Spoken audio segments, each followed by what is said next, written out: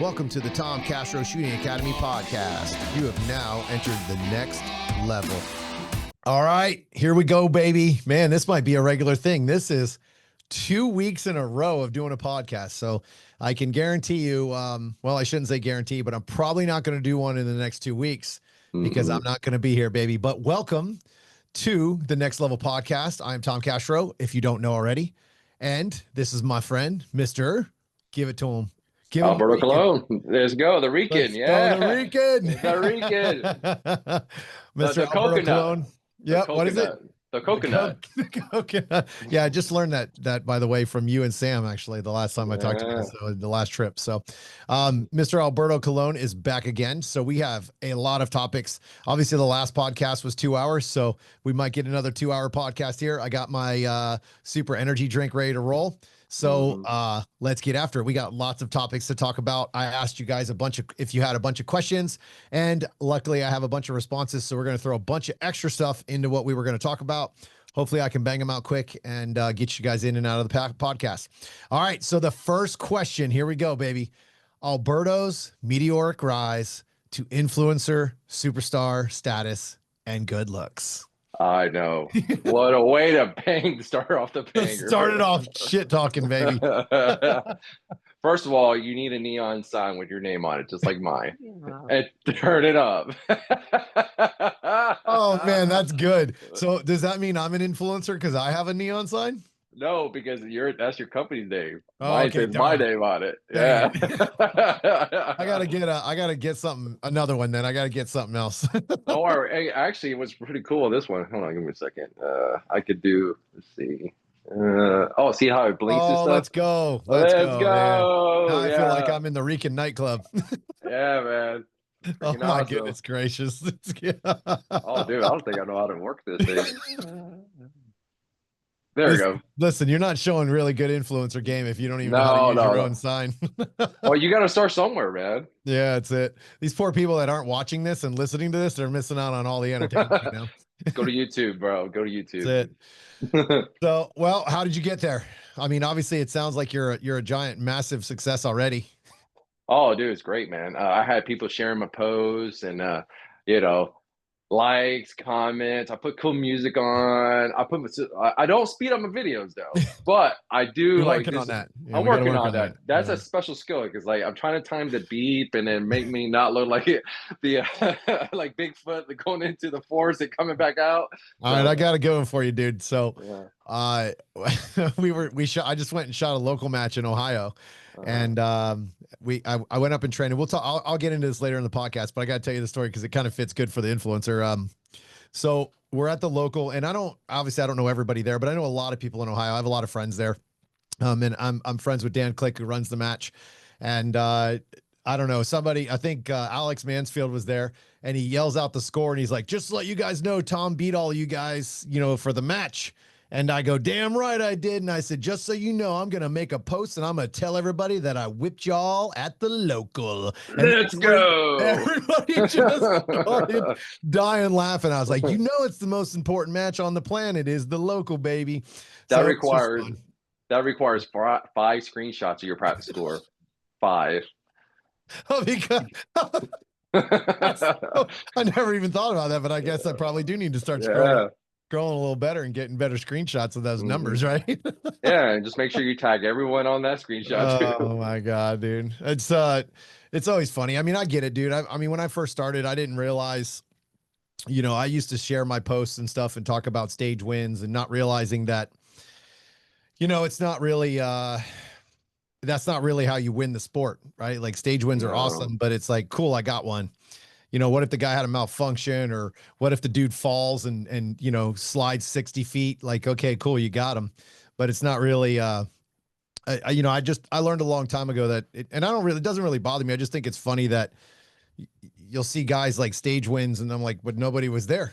Like you didn't shoot against anybody. So it's like, you're not shooting against your talent level. So like, to me, it's like, even if I had my talent level, I just don't really talk about winning stages. That's just not my jam. My jam is definitely education and all that kind of stuff. So, but it was just funny because, I think they all know that that's kind of something that irritates me a little bit is when, somebody's like, yeah, it was stage win. I'm like, yeah, nobody was there. Nobody was there, buddy. So even I if would. I do well at nationals, dude, I don't post stage wins. Like I post things that I even screw up on. I Mhm. don't care about that stuff. Like to me, it's all about education. I enjoy sharing the learning process of it, the good and the bad. Which you 'Cause show a lot of, by the way. Yeah, which is good. I I learned a think lot you from learn you. a lot from the bad stuff, dude. Like if you don't think that I'm the only person that's ever fallen on a stage, it's crazy, right? Like that's the thing Hmm. that's nuts to me is like, man, people fall, and if you can learn from those mistakes and keep someone else from falling, keep them in the match, like that's way better. I mean, I don't know. Some guy said I had a fragile ego the other day. I'm like, if I was pretty egotistical, bro, I don't think I'd be sharing anything that was negative, and I share a lot of bad things that happened to me. So Well, I'm not really sure how what that works.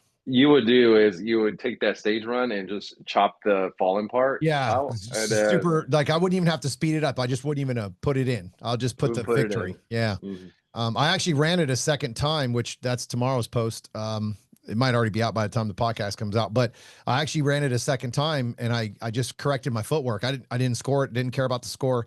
Obviously, it was faster because I didn't fall on the ground, but I was really excited to kind of. Luckily, my buddy videoed that, and I was able to get both videos, so I could be like, "Oh, look, this is what I did at nationals." Then I came back and I didn't do that. I fell, and then I went back and did the same exact thing I did at nationals. Got my feet underneath me, and I never fell. So it was A a learning pretty big experience. learning lesson. I hope people Mhm. understand. Like, see, like footwork really does matter. It's not so much that I crossed my feet because that's exactly what I did.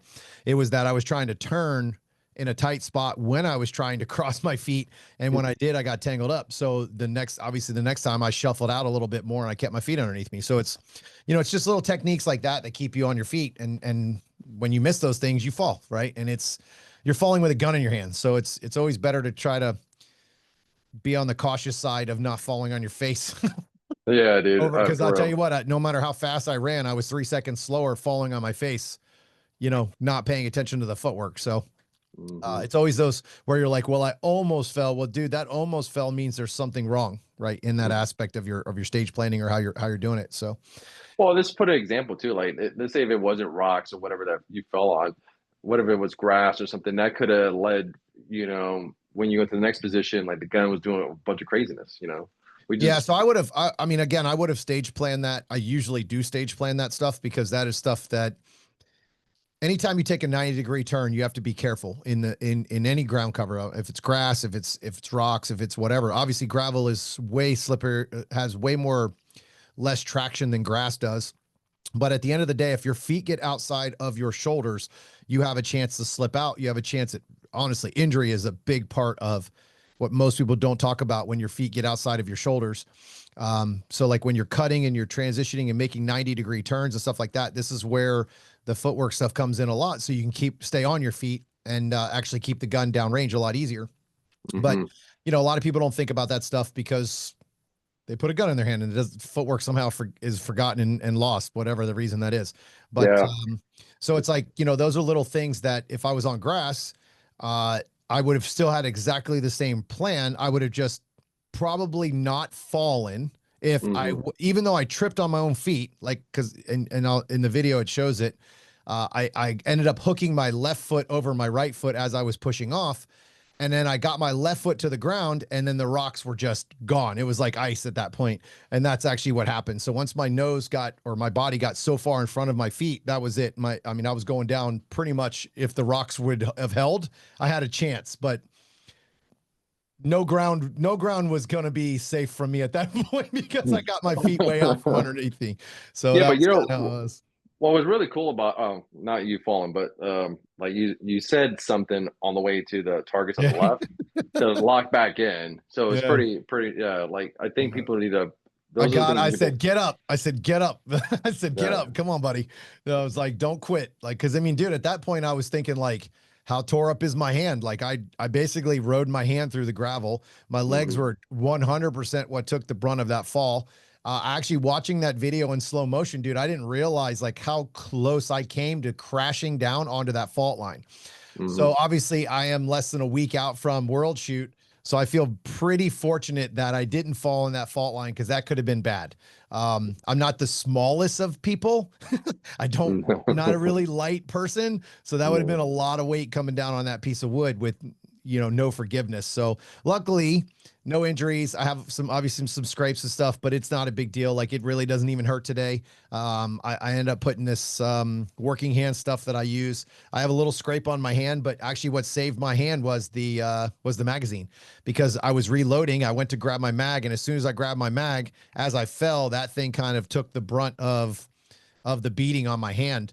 So I only have like one little scrape, but it didn't even affect my shooting. I was able to shoot the rest of the day, and get after it. So it was good. It's just, obviously no one ever wants to fall, but the crazy part is, you know, it's like, I'm not much of I'm not like a spiritual person. I'm not a religious person.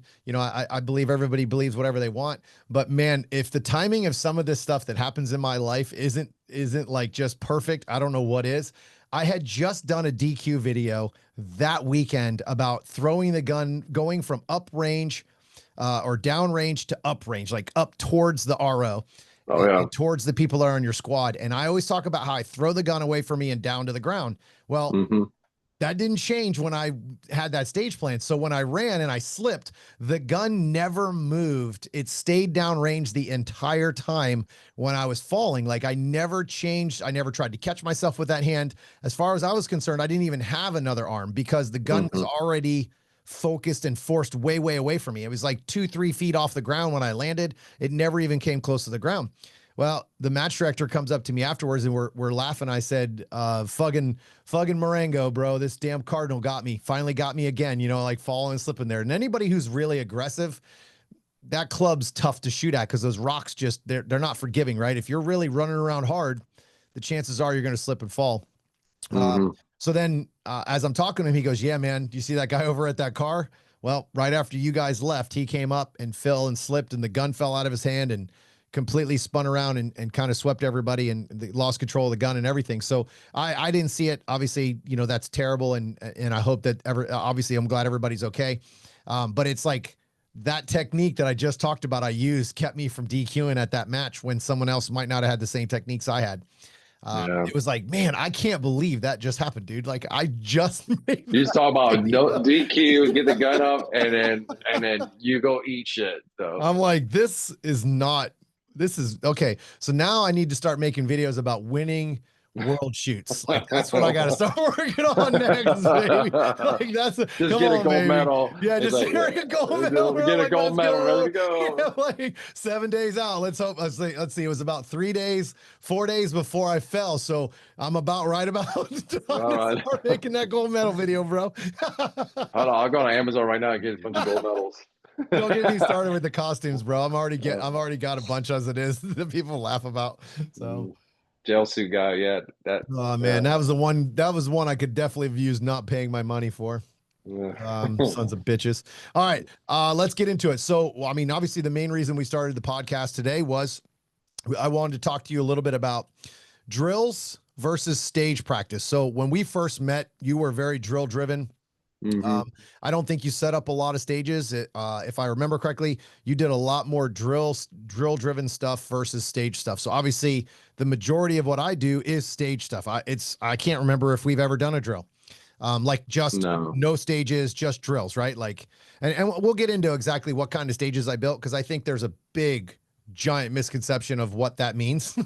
I think people think I'm building like these massive 32 round, 80 walls, fall and all this stuff. So I think we'll talk about that as well. But I'm super interested in how the training has changed for you since we've started training together. Well, let me start with I was very drill oriented. So anybody with YouTube, or you just have an insight of like the practical shooting world, you could see there's a bunch of drills online you could do. Like they have designated target, you got your doubles, a whole bunch of stuff. But I really didn't understand like what these drills actually mean or do.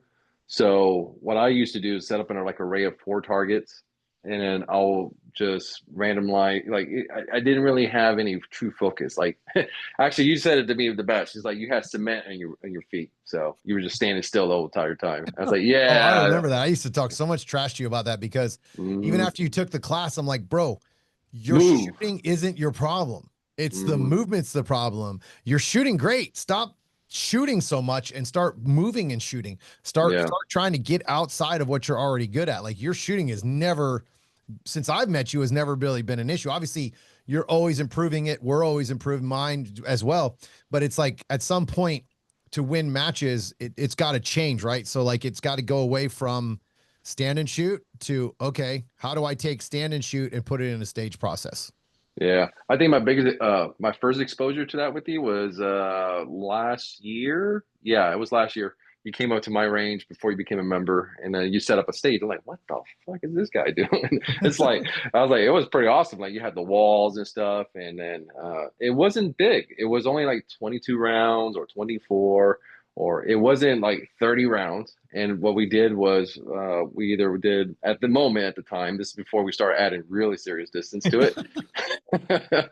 It was relatively like something you see in a match. So and then we always switched it up, like always different entry, different starting positions, unload to start, stuff like that. And every time you only get one shot at it, and it was focusing on stage execution. So, and one thing that you do a lot, and I'm starting to do a lot more now, especially is when there's a part of the stage where you know you have an issue with and you want to work on, you say, hold on, guys, stop. And then you just keep working that one corner until you get it right. And a lot of the things for me to explain to the people, to the viewers and the people listening is it's not so much pulling the trigger, it's the footwork stuff. Like, I'm like, dude, this guy's has sick footwork. And like, you like chop in and then you just settle or you move on certain targets and stuff. And that was really impressive. So that's something that really opened my eyes at that time. I was like, all right, I need to start doing this stuff. But then when we started training together more frequently, we started doing, and I got more comfortable doing it because I didn't know what I was doing. You know what I mean? Most people don't. And I think this is a serious trend right now that's going on this year that I've noticed is a lot of people are putting up stages and honestly, they just don't know what the fuck they're doing. So I think this is a good podcast to start to kind of experience like our experiences, my experiences, especially because I didn't know what I was doing and explain what we do. So um, that's where we're at right now. I think the big thing for me, dude, is one of the reasons why I stopped doing drills is because I'm a good shooter. I understood how to shoot. I mean, honestly, like the couple of targets that you talked about, Mhm. I used to do a lot, and I didn't really understand. I would watch other people do them. And I'm like, I don't know if they're doing those correctly. Like, I don't know if they're getting what they need out of those. Like, so one of the problems that you see in drills is a lot of people take drills, and this is where my class, I feel like my class is a lot different than other people because of what my class, the goal of my class is. The goal of my class is to teach you to take a drill and put it in a stage. So what I see, and I cannot tell you how, this is why I tell people you're going to suck in my class, because my goal isn't to make you a great shooter at my class. My goal is to force you to do the things that I taught you in the drill. So where I see a lot of people failing in training in general, this is not instructors, or this is just people training in general. They train something and they hammer a drill, they hammer a skill, right? They're just working the skill, working the skill, working the skill. Then they're like, all right, I got the skill. And then that timer goes off on a stage and they don't do the skill. And I will tell you the number one thing is the exit that people do not do. The transition, the exit. I call it the exit.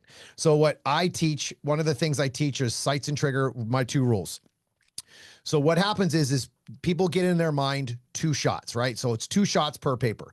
That's not how I think. That's not how I teach. Every time you shoot 2 shots at a piece of paper, it's 1 shot, and the second shot is actually an exit. The reason why I say that is because if you go shot, shot, and then go exit, you've already behind. You've already lost time. So if it's 1 and the trigger pull is what activates the exit, it's 1 exit, you will see a massive time change in your stages. Now, where most people fail, again, is they get on that target and they're like, but I got to get alphas. But in the drills, I've proven you cannot miss the alpha if your dot is in the middle of the target and you pull the trigger and leave after the trigger pull. Problem is people try to push the gun. They want to make the gun do things when all they have to do is just respond to what the gun does. If the gun goes click, by the time you hear boom, that bullet's already gone, baby.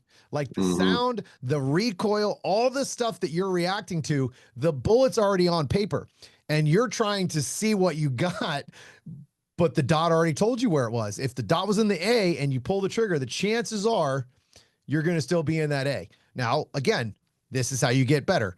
You go and you do this stuff, and then you start to learn. Like, so if you have let's just say I'm transitioning from right to left on a target as I'm entering on a target, and I shoot a Charlie or a Delta.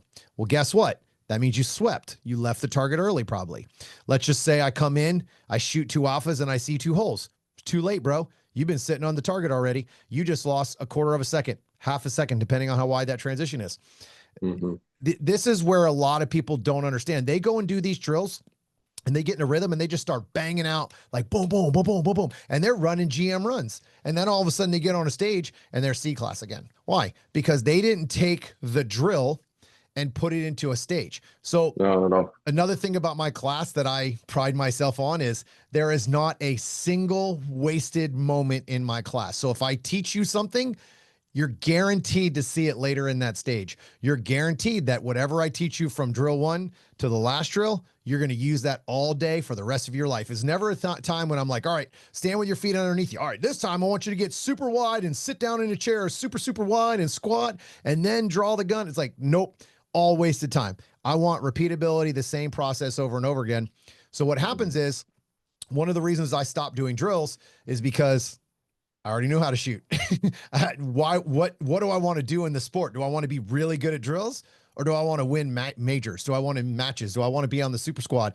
Well, I actually don't give a shit about that part, but do I want to be top 10? Do I want to be top 5? Do I want to win majors? That's the process in my head was, okay, well, how do I do that? Do I keep just shooting drills that I'm already good at, or I'm just chasing numbers, or do I need to learn how to shoot stages, calm down, when to be aggressive, all those different things? Yeah, one thing you touched on, like trigger break exits. I don't think a lot of people really truly understand that. What Tom is saying is basically the actual trigger. Like when you feel it break, that's when you initiate your exit. So I think a lot of people are waiting too much for the reciprocation of the slide. The bullet's gone. You're way too late. So I don't have my real pistol with me, but I have I my do. ace. I got my ace, baby. Boom, boom. Oh, I got a pistol Look at my here. ace, bro. I got my ace. Come on. This is the thing here. I heard this is the way to be GM. But Yeah. so basically, well, if you have yours, get it out. Let's see it. Yeah. So All right. PvP steel frame is So you're not clear. going to be able to hear this. You might be able to hear this, but if you listen to, so do me a favor, just hold it up like you're going to shoot. Yep. Sideways. Yeah, there you go. So you guys will be able to see kind of on the video. So as all I want you to do is just back it up just a little bit so they can kind of see when the trigger breaks. I want you guys to kind of see like the gun's completely flat. Like obviously he's not shooting the gun, but you'll kind of see and hear so go ahead, break the trigger. So rack it and then break it. So right now, when he clicked the trigger, which is not, you're not going to be able to hear it on here, but once you hear that click, that bullet's already gone. Anything after that you're waiting on is a complete waste of time. So these are the little things where you have to start pushing that stuff. So I do this in a class where I call it the exit drill, where you're on a single piece of steel and you're just trying to drag the gun off the target as fast as you can from the trigger pull. And if you can see the bullet, or if you hear the steel and see the steel, you've already waited too long. You should have already moved the gun off the target and picked your next target to shoot at or look at. And it's groundbreaking for most people. The problem is again, trying to get them off that drill and do that in a stage, because it's funny, even in my class, I have no scores. There's no prizes. Well, shit, guys, there's no prizes. Even if you win something in this match, nationals now, you win fucking nationals. You don't even get prizes half the time anymore. So yeah, wait for your trophy. Yeah. And again, I don't care about that. It's just nobody does. I hope nobody's doing this for prizes because you're in the wrong sport. But at the end of the day, it's like, you don't win anything at these locals. You don't win anything at these big practices. So it's like, go do things at these classes, do things that you're uncomfortable with, so that instructor can like get on you and like, hey, listen, you're not doing this, push this, whatever it is. Mm-hmm. And that's when you'll see the breakthrough, because you'll see like, oh, I could be doing this. I could be going faster. And it's difficult, right? It's very difficult. So to kind of stay back on the topic here, because I feel like I'm wandering off talking about classes, but the drills versus stage practice, that's where I saw the biggest gap. I saw too many people doing drills, including myself. I was just drill oriented. And then I was like, okay, I want to win major matches. I'm going to start working on practice, working on stage stuff. So let's talk a Hmm. little bit about like the stages I set up. Oh yeah. Go ahead, give it to them because you're with me. You see what I put out. Okay, so another thing too, back to stages, like I don't think a lot of people know what they're doing. They put the targets too close. I see 5, 7 yards. Yeah, you probably. I think what it is like they shoot a lot of locals, and they're so used to that, so they want to practice those things because they want to be really good at shooting locals. I get it to a certain extent, but the reality is you need to put some distance on it. The distance will really focus on the fundamentals while you're shooting it, and then your brain's working on many things. Like I'm shooting, all right, I need to prepare to exit, the movement, stuff like that. So putting the distance at putting targets beyond 10 to 15 yards really opens your eyes to all that stuff. And I'll say this right now, every time we practice, and we talked this before on the last podcast, I don't think our targets are even closer than 18 yards, to be honest. But So it, here's the thing with distance. So you're kind of getting a crash course in the distance stuff. So I want you to realize something. Before I started shooting for the PCC Nationals, I had just switched over to 20-yard targets, right? So I think it was I would just say 2 years ago. I Mhm. switched my practice up from 10, 15-yard practices, right?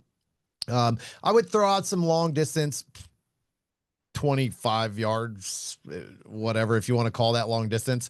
I would throw out a 25-yard target here and there, right? And I would have a little bit of a mix, but I would never really just hammer 20 long distance. I never really focused on long distance.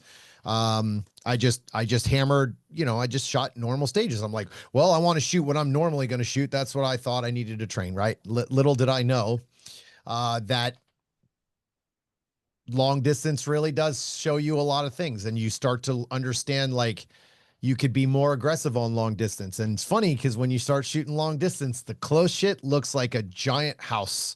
Mhm. Like it just everything changes when you're used to shooting long distance. Now all of a sudden the close stuff gets easier. Well, I used to shoot a lot of archery. I was a big hunter when I first before I started this sport, and this sport took that away because all my time is in this. But it was funny because when I used to be a pretty good archery shooter, and I would start my practices at 70 yards. And that's a pretty good poke for an archery. And I mean, I was stacking arrows at 70 yards, but when I started my practice, I originally started at 20 yards, right? Because that's your average shot you want to take with a bow, especially out of a tree stand. When I started changing my mindset and I went to a 70 yard and then I came back to 20 yards, I was like, bro, this target is the size of a house. Like it's crazy what your brain tells you when it's closer. I did the same exact thing in shooting. I started thinking, man, if I practice long distance, the short stuff is kind of a joke. Like it's easy. I already know how to shoot fast. I know, all these things just, I could spend more ammo on long distance because the close stuff was going to be 10 times easier. Uh, Mhm.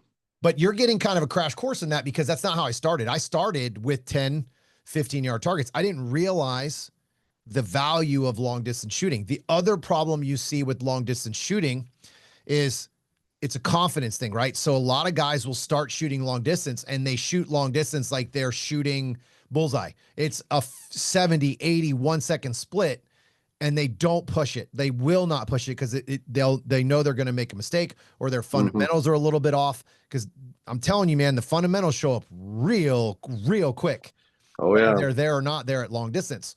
So I think you're kind of cheating a little bit I get it, because Chris. you've been hit over the head with it, right? Like Yeah. you haven't had a choice. Like I'm like, look, dude, this is what I shoot. So you're like, cool, I'm ready to do it. And you've just like, I think that's something that you've got it. Like I said, you've got kind of like an easy button. You haven't got to experience the struggles of learning that on your own.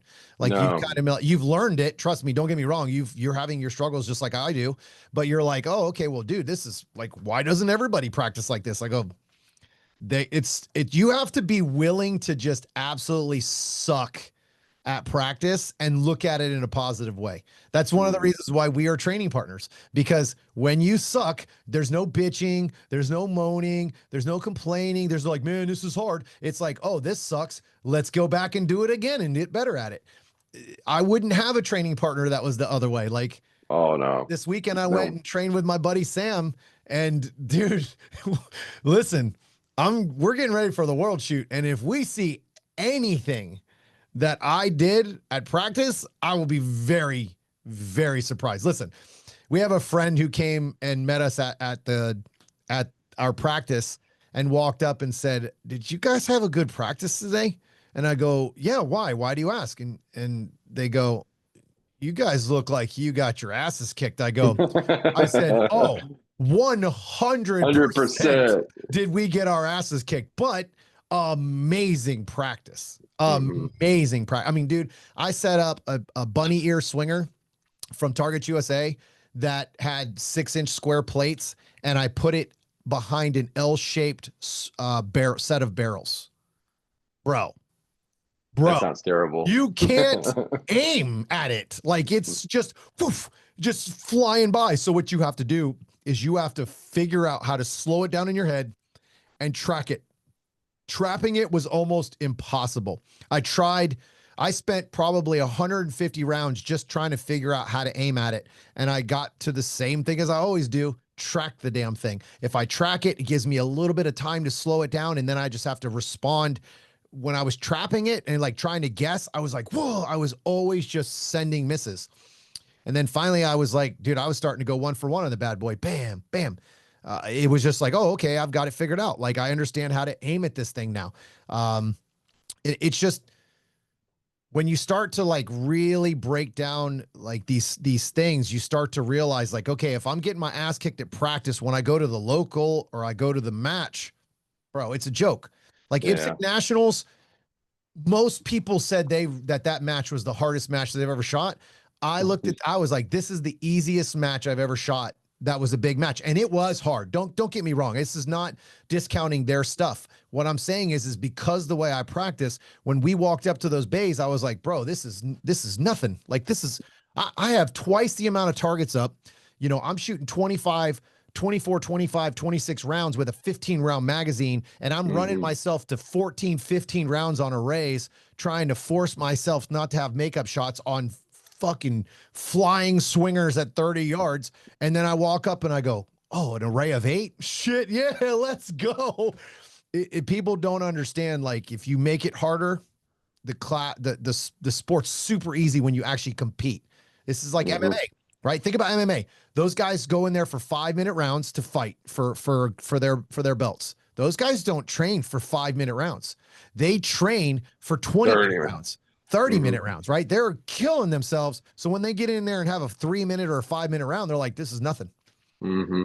Same concept, except for, we're not getting punched in the face. So No. Or yeah, put in a weird arm bar or something trying to be tapped I'm out. good, dude. I'm so good. I'll pick this career all day over getting punched in the face. I Yeah. like it. Yeah. I got a nice nose. I Yeah, like to okay. keep it that way. You got an influencer nose, baby. Let's I got go. influence nose. Yeah. Thanks to all my fans out there, especially the males. They love it. That's Yeah. awesome.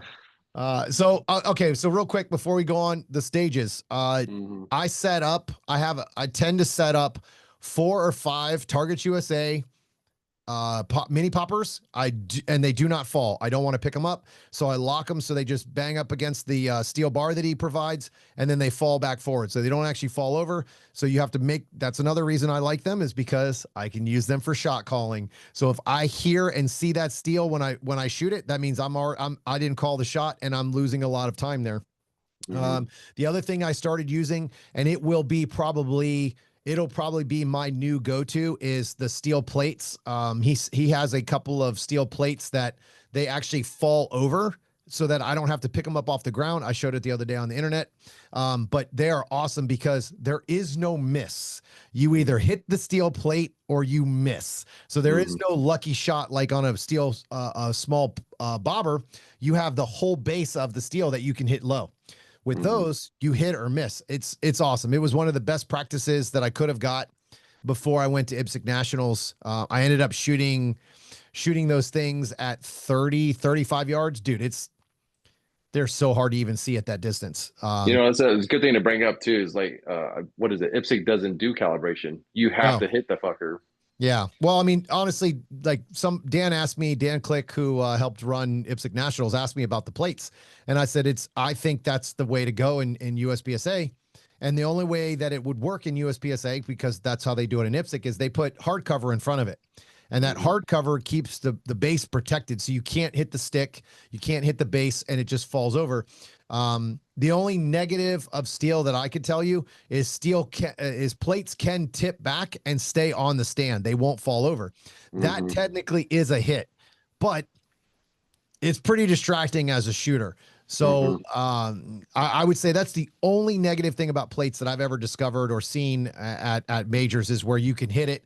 The other thing is depending on the type of stands they have, if it's sitting on a flat base, it'll actually spin and turn sideways. So it's like a blade. That's considered a hit as well.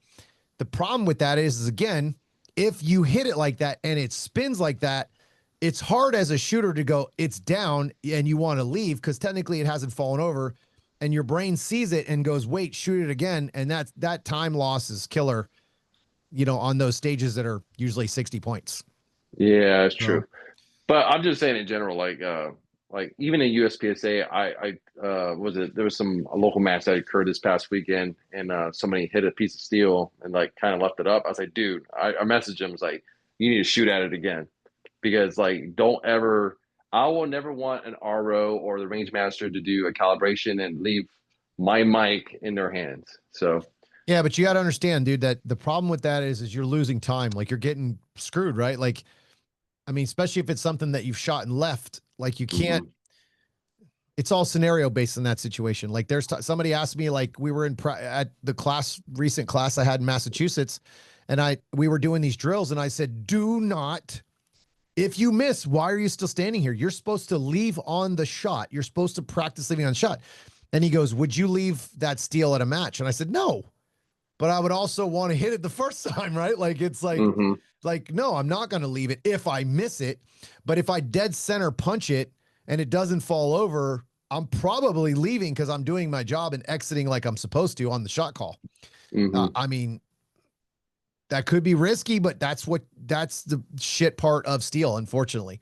Well, that I comes with yeah, that comes with experience too. Like for instance, like that this is a popper, right? And it's like 15, 20 yards. You hear a ding, you're just gonna go because you know that makeup shot's gonna cost you more time. And if you gotta go somewhere else, I think the other issue is a lot of people go off the ding instead of what the sites told them. Right? hmm That's like I always say it in my class. It's kind of funny because they always laugh at me when I do it. I go, all of you guys are going to do this on this drill. You're going to shoot and you're going to go. You're going to stick your hand up to your ear yeah, and you're going to listen. And when you hear ding, you're going to like, all right, I can leave now. that's even But worse than where. but Yeah, yeah.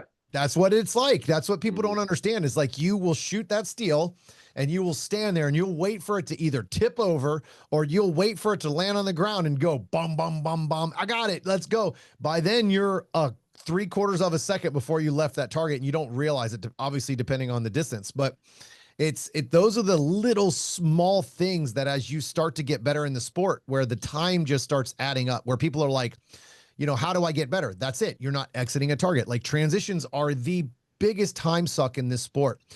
That exits and entries, like any kind of movement, like you got movement and transitions. And it's kind of funny how all three of those things don't include any shooting. Mm-mm. There's no shooting in those three things I just said, but everybody wants to focus on the gun, right? It's the Mm. dead time between the gun or the gun going off is actually the problem. So, and actually that leads me to my next topic.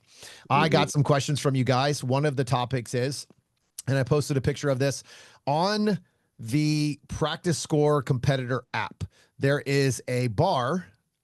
There's actually, what do they call it? Is that the bar? Uh, I think it's a time bar or something like Time that. It bar. shows. There we go. I'm just going to say time bar. Perfect. Even if it's not.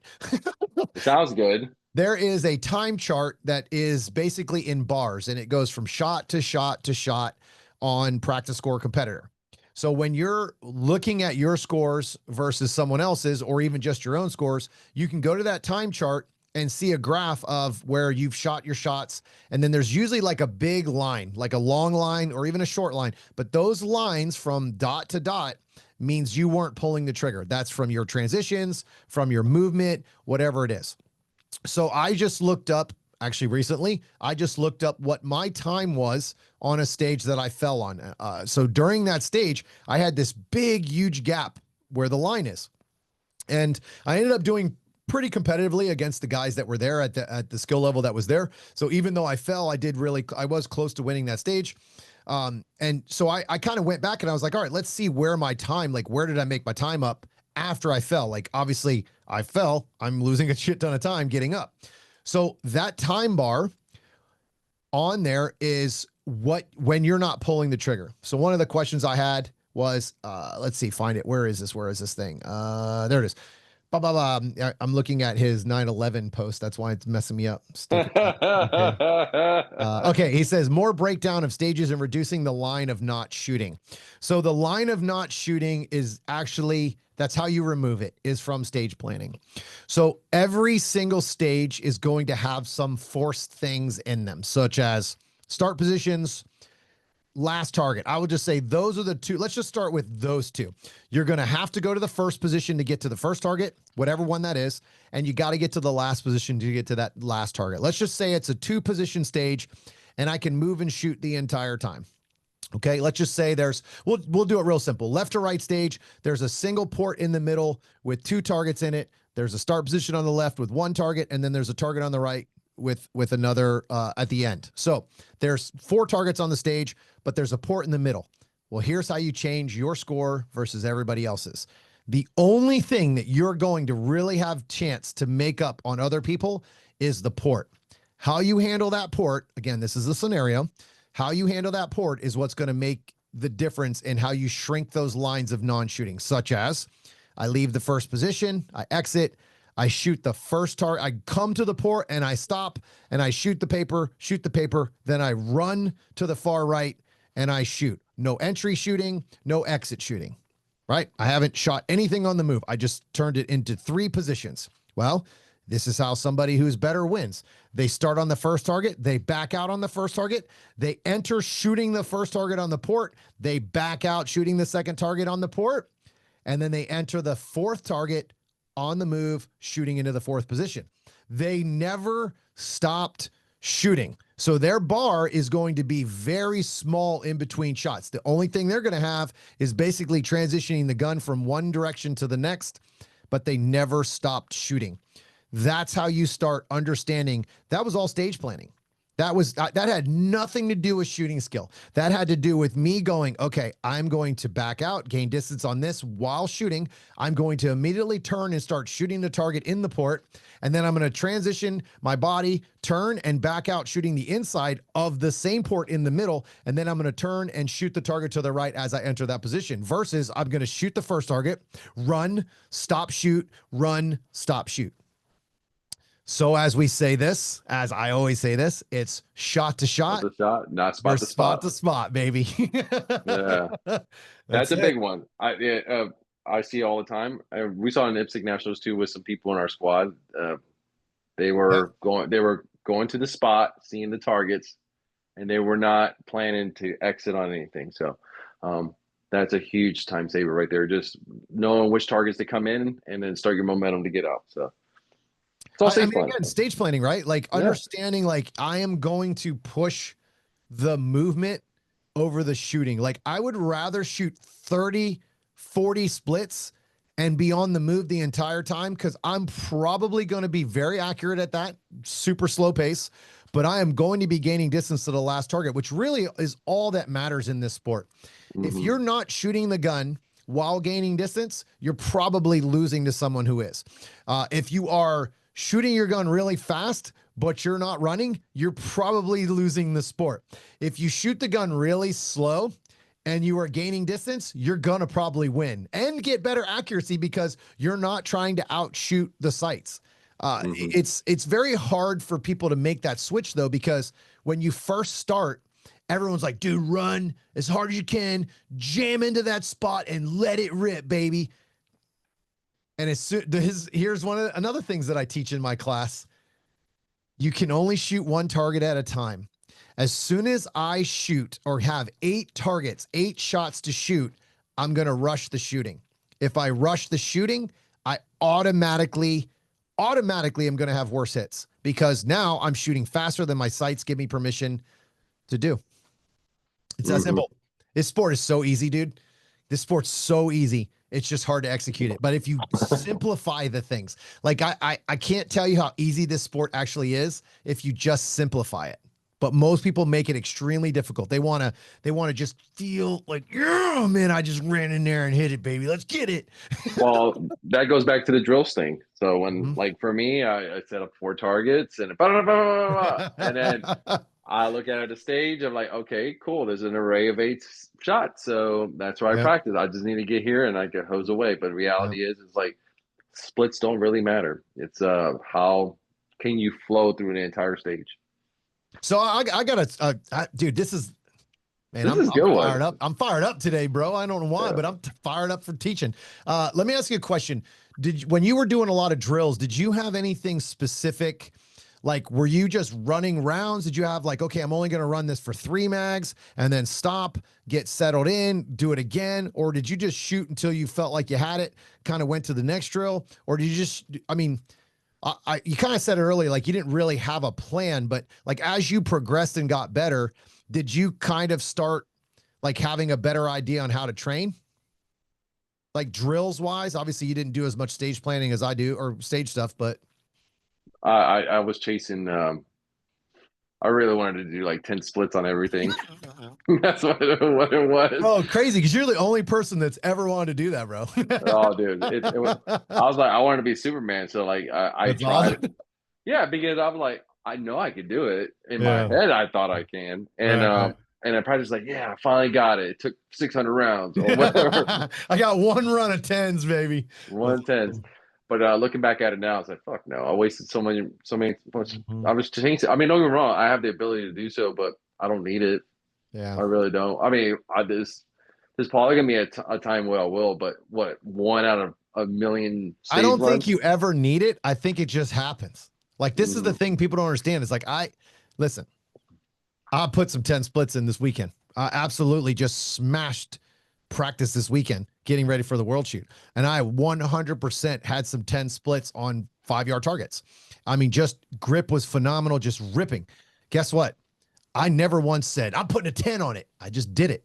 And when I shot it, I actually looked at my buddy and I was like, bro, I think I smoked that. I think I got a nasty one on there. I didn't try. It just happened because I'm not trying to do that. I'm just following my sights. If the sights are there, I let it go. So it's always funny to me when people are trying to shoot faster. Like they're like, I want the 0.10. I'm like, bro, if you get a 0.18, you are shooting way faster than your average GM. Your average GM split is a 23 to 25, mm, not a 10. Like, no, not at all. not a 10. Even PCC, bro. Like, when I was warming up with the JP, brother, like, I was getting some nasty 10s and 8s, like, but I never once tried. It just happened as I was in the flow of the stage or whatever it is. Well, actually, I'm glad you brought that up because like every time I had like a 6 split in any match or whatever, I was going sights pace. I Mhm. saw it, I was ready, and I took it. I didn't think about doing it. I just Yeah. reacted to my sights and triggers. So You know every how you single get a time. fast trigger pull? By not smashing the trigger. Like this is the thing. It's the less you try, the lighter the trigger pull is going to be. Well, Hmm. especially in an open gun, dude, it's like this. It's like, but if you go, you're never going to get faster. And that's what Oh, most people yeah. don't understand. The harder you try, the more you smash the trigger is the less speed you're going to have. The farther away the trigger, your finger is from the trigger, you get all the way to the end of that trigger guard and you don't touch the trigger, you're never getting 10 splits. It doesn't matter. You have to Mm, keep contact with that trigger, and it's just soft pulls. Like I say this in my class all the time. 3-pound trigger pull for a 3-pound trigger is the problem. 3.5 pounds is all you need. Anything outside of that is extra. So if you're getting 4, 5, 6-pound trigger pull on a 3-pound trigger, that's why you're smashing trigger freeze, because you're trying to smash something and move it faster than your brain will work. It's not because of hand tension. I can't. Ugh. I squeeze the shit out of the gun and I don't have trigger freeze. The only time I have trigger freeze is when I'm trying to move before I finish the shooting. hmm. That I'm trying to do something else. I don't even want to get into that conversation too Well, much, but it just drives me nuts when I hear people say it's because I'm squeezing the gun too hard. I was like, bro, I Tension, squeeze the tension. gun so hard you can see the imprint of the grip. Like I have white skin with red, pink all around the marks, and you can, and somehow I'm pulling the trigger fast as shit. I just, this is where I disagree with a lot of people. It's more of a mental thing than a Hmm. physical thing. It's you're trying to do something faster than you're executing it, period. And if you have tension and you like add up all this, like, I'm going to do it, of course you have trigger freeze because you just added a Yeah. bunch of tension to your body, not your hands. Well, a lot of it for me is whenever I get like when I get trigger freeze, I always notice my head goes to the next Yep. target. And I was 100%. like, and, Yeah. and I explained this to some friends of mine. I said, look, listen, it's not tension, in my opinion. It's your attention goes somewhere else. That's good. And, I like it. It's not tension, it's attention. I like that. That's very good because that's exactly what it is. Your attention is to leave the next target, leave that target before you're finished. You're like, I'm out of here. It's too late. That's when you screw it up. So mhm, it's staying calm, staying relaxed mentally is where it is. It's not a physical thing. I've shown it in my class a million times where I've squeezed the living daylights and I'm like, watch the gun, bah, bah, bah, bah, bah, and I just dump a mag into the target, and then I take my hand off the target. I'm like, look, it's completely pink. You can, I mean, I've driven that grip so deep into my hand. You can see it looks like a half an inch deep into my hand. And I'm like, somehow magically the gun still went bang, right? It's because I'm not trying to do something. I'm just standing there and just pulling the dot. I'm just responding to the dot. I'm not even trying to shoot the gun. I just go dot, dot, dot, dot, dot, dot, dot, dot. Whatever, when it tells me is when I pull. mhm. But these are all things that, come from practice, and I don't know. That's just my thing with the grip. I don't, the whole, you can't grip, you're gripping the gun too hard and that's what moves the gun is crazy to me. The reason you're moving the gun is because your pressures aren't correct, right? Like if you have a super light hand, strong hand, and you drive with your left hand really hard, well, that's because your left hand dominates. So throw some shit back to the left hand with the right hand, give it some pressure back, and you'll see a huge difference. Mhm. That's just how I feel about it. So, okay, so we talked about the stage planning, shrinking. Let's see. Why do the small details matter on stage planning? Oh, they're very big, by the way. It's very simple because the small details are what separate the best from the rest, baby. So if you Hmm. ever watch any of the top shooters walk stages, yeah, we'll get a little spicy here. Every winning top shooter walks stages. If stage planning didn't matter, they wouldn't come a day early and walk stages. I just want to make that completely clear that if they are good and they compete at the top level, they 100% walk the stages. Funny because we didn't walk the stages at nationals, but we were able to observe them. And boy, did I see everybody that was a top shooter observing those from behind the line just to kind of get a little peek at them so that you're not walking up completely surprised. The reason why stage planning, the details really matter is because that's where all the time is made and where all the time is lost. So again, this is a small detail that turns into a giant difference, such as the one I just gave earlier about stage planning. I made it a point during my stage plan to move and shoot on everything when the other guy said, cool, I'm just going to run to this spot, shoot, run to this spot, shoot, and run to this spot, shoot. That's all done during stage planning. You never just walk up to the stage and say, cool, I'm going to start rolling in and rolling out of positions. Well, how do you know exactly when to start turning the gun around? How do you know when to start pulling the trigger? How do you know how fast you can roll through that port? When to turn around? Do I have a big gap where I'm going to walk really slow to get to that target? Do I need to burst? Do I need to not burst? Am I going to fall out of bounds here? All these, when do I need to get the gun up, or am I going to be pointing the gun taking 10 seconds to get there versus if I run really hard and then get ready right before I get there, that's going to be a lot faster because my effort level's higher. These are the details that for some reason people don't think are important, but they are. Details are Hold on. everything in this sport. This is high. 1, 2, 3, 4, 5, 6, 7, 8, 9, 10, 11. Yeah, there's a guy out there right now that tells you the way to stage plan is just to walk up to the array and count 2, 4, 6, 8, leave, 2, 4, 6, 8, leave, 2, 4, 6, 8. And actually, I'm giving him a little bit too much credit. He goes 2, 4, 6, 8, 10, 12, 14, 16, 18, 20, 22, 24 shots. That's it. That's it. There's no entry. There's no exits. There's no, where's the reload going to happen? There's no details in any of that stuff. So I'll give you, Reload is probably one of the number one thing that I teach on timing. So what does that mean? Getting the bullets first. That's absolutely 1,000,000% stage planned. Now, let me tell you why the reload is one of the biggest losses in time for most people. Because while they're reloading, there's almost always a target in front of them to be shot that they could be shooting if they would have prioritized the bullets. And when you watch the top guys, the reloads are done quickly. Now, let's just say that the top guy is not somebody who believes in getting bullets first. Guess what is important before he gets to that position? I don't care if he believes in it or not. He has Guess, his gun Alberto. up. He has his Hey, gun up. with what in it? Sights and bullets. Bullets, baby. Nobody can shoot without bullets. I don't care what skill level you are. So whether you focus on running first and then the reload, or you focus on getting bullets and then the running, either way, that person's going to get their gun up before they enter the position. This is the problem with most people, though, is they think, oh, well, I've got 10 yards to run. Well, in that 10 yards, are you putting maximum effort in the running or maximum effort in the reload? Because you can't do both. You can't reload and run fast. You can't reload fast and run fast. They don't work. One's very small, minute movement, and one is a massive movement that you do every single day of your life when you walk and run. Which one's more important?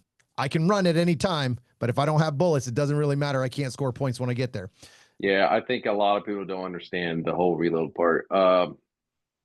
But that's the details, right? Like that's like such a thing. That's a thing where people look at that and just go, well, dude, I'm going to get the reload in. I'm going to run and do it at the same time. So look, I'm doing two things at the same time. What they don't realize is that both things slow down because they didn't pay attention to the details, or even worse, like we talked about before, they don't train it. They don't understand what they're training. They just do practice reloads. Like how many guys don't actually practice live reloads, dude? They'll do a stand and bang reload at practice, but they don't work on their moving, their exiting reloads, their entering reloads, the transition reloads. All those different things aren't practiced, and broken down because they don't think it's important. Yeah, well, like you said, a lot of people, I would say like reloading in stride, right? They're running and then they get the mag in, and then I've seen an array come up. There's one target, two targets, three targets, and by the time they get the gun up, there's 3 of the 4 targets exposed, and I'm like, dude, you're too late already. Somebody else. What do they do? What do they do now once they get there? They're going to rush the shooting. Yeah, the shooting starts speeding up. You're like, oh, I'm late. Yeah, and then it turns into a damn machine gun instead of sights and trigger, sights and trigger, sights and trigger. The vision gets lost. You stop using your vision because you put too many things in front of you. So now instead of picking a spot on target, it's brown, brown, brown, brown. How many times have people entered on this piece of steel? They've shot the targets that are in front of them because they're late on the last target. When they transition and step in to shoot the last piece of steel, it's a miss because they never stop. They never stop their body, never stop the gun. They never pick the spot on the steel to shoot. These are all things that happened because they were late way before they got there. They were never ready before they got there. Oh man, like the first target entry, one of the biggest things I teach is that first target sets you up for the entry, sets you up for the array of 8, sets you up for that exit, that entry position, whatever it is that is required of that array. That first target is the one that sets you up and calms you down. If I run 16 feet, I'm not going to be calm when I get there, ever. I'm going to be just balls to the wall, like absolute fire, hair on fire. So I have learned to crash and pick a spot where it's like, all right, that's the spot where I switch from running like a madman to shooting mode. I start thinking about the gun. I start thinking about the grip. I think about the sights. I think about vision. I think about calm and entering with a shooting mindset of accuracy-based mindset. It's no longer about running fast. And then when I get to my last target, that last shot, it's like, let's run, baby.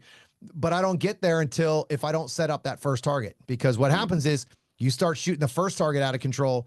You get to the second target, and by the time you get to that fourth shot, you're going to go, oh shit, I don't know what the hell I've got. I better calm down. Too late. You've already shot 8 shots or 4 shots of trash because you don't know what you had. You weren't sight focused. You weren't focused on accuracy and following those 2 rules of sights and trigger.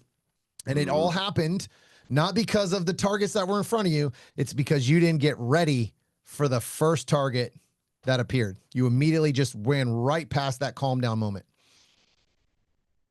A lot of people do that too. A lot. I will say also, I noticed this a lot with like the lower capacity divisions too. Mostly like we'll use carry out this as an Mm-hmm. example.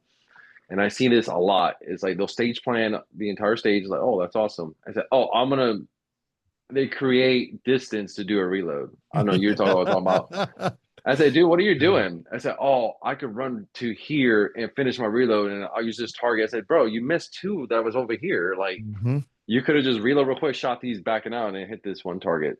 So that's Here's an easy way to here's an easy way to stage plan your reloads. It's super simple. Run the stage with unlimited bullets. I learned this from actually shooting PCC years and years and years ago before I switched to a pistol full time. I stage plan every single stage as if I have unlimited bullets.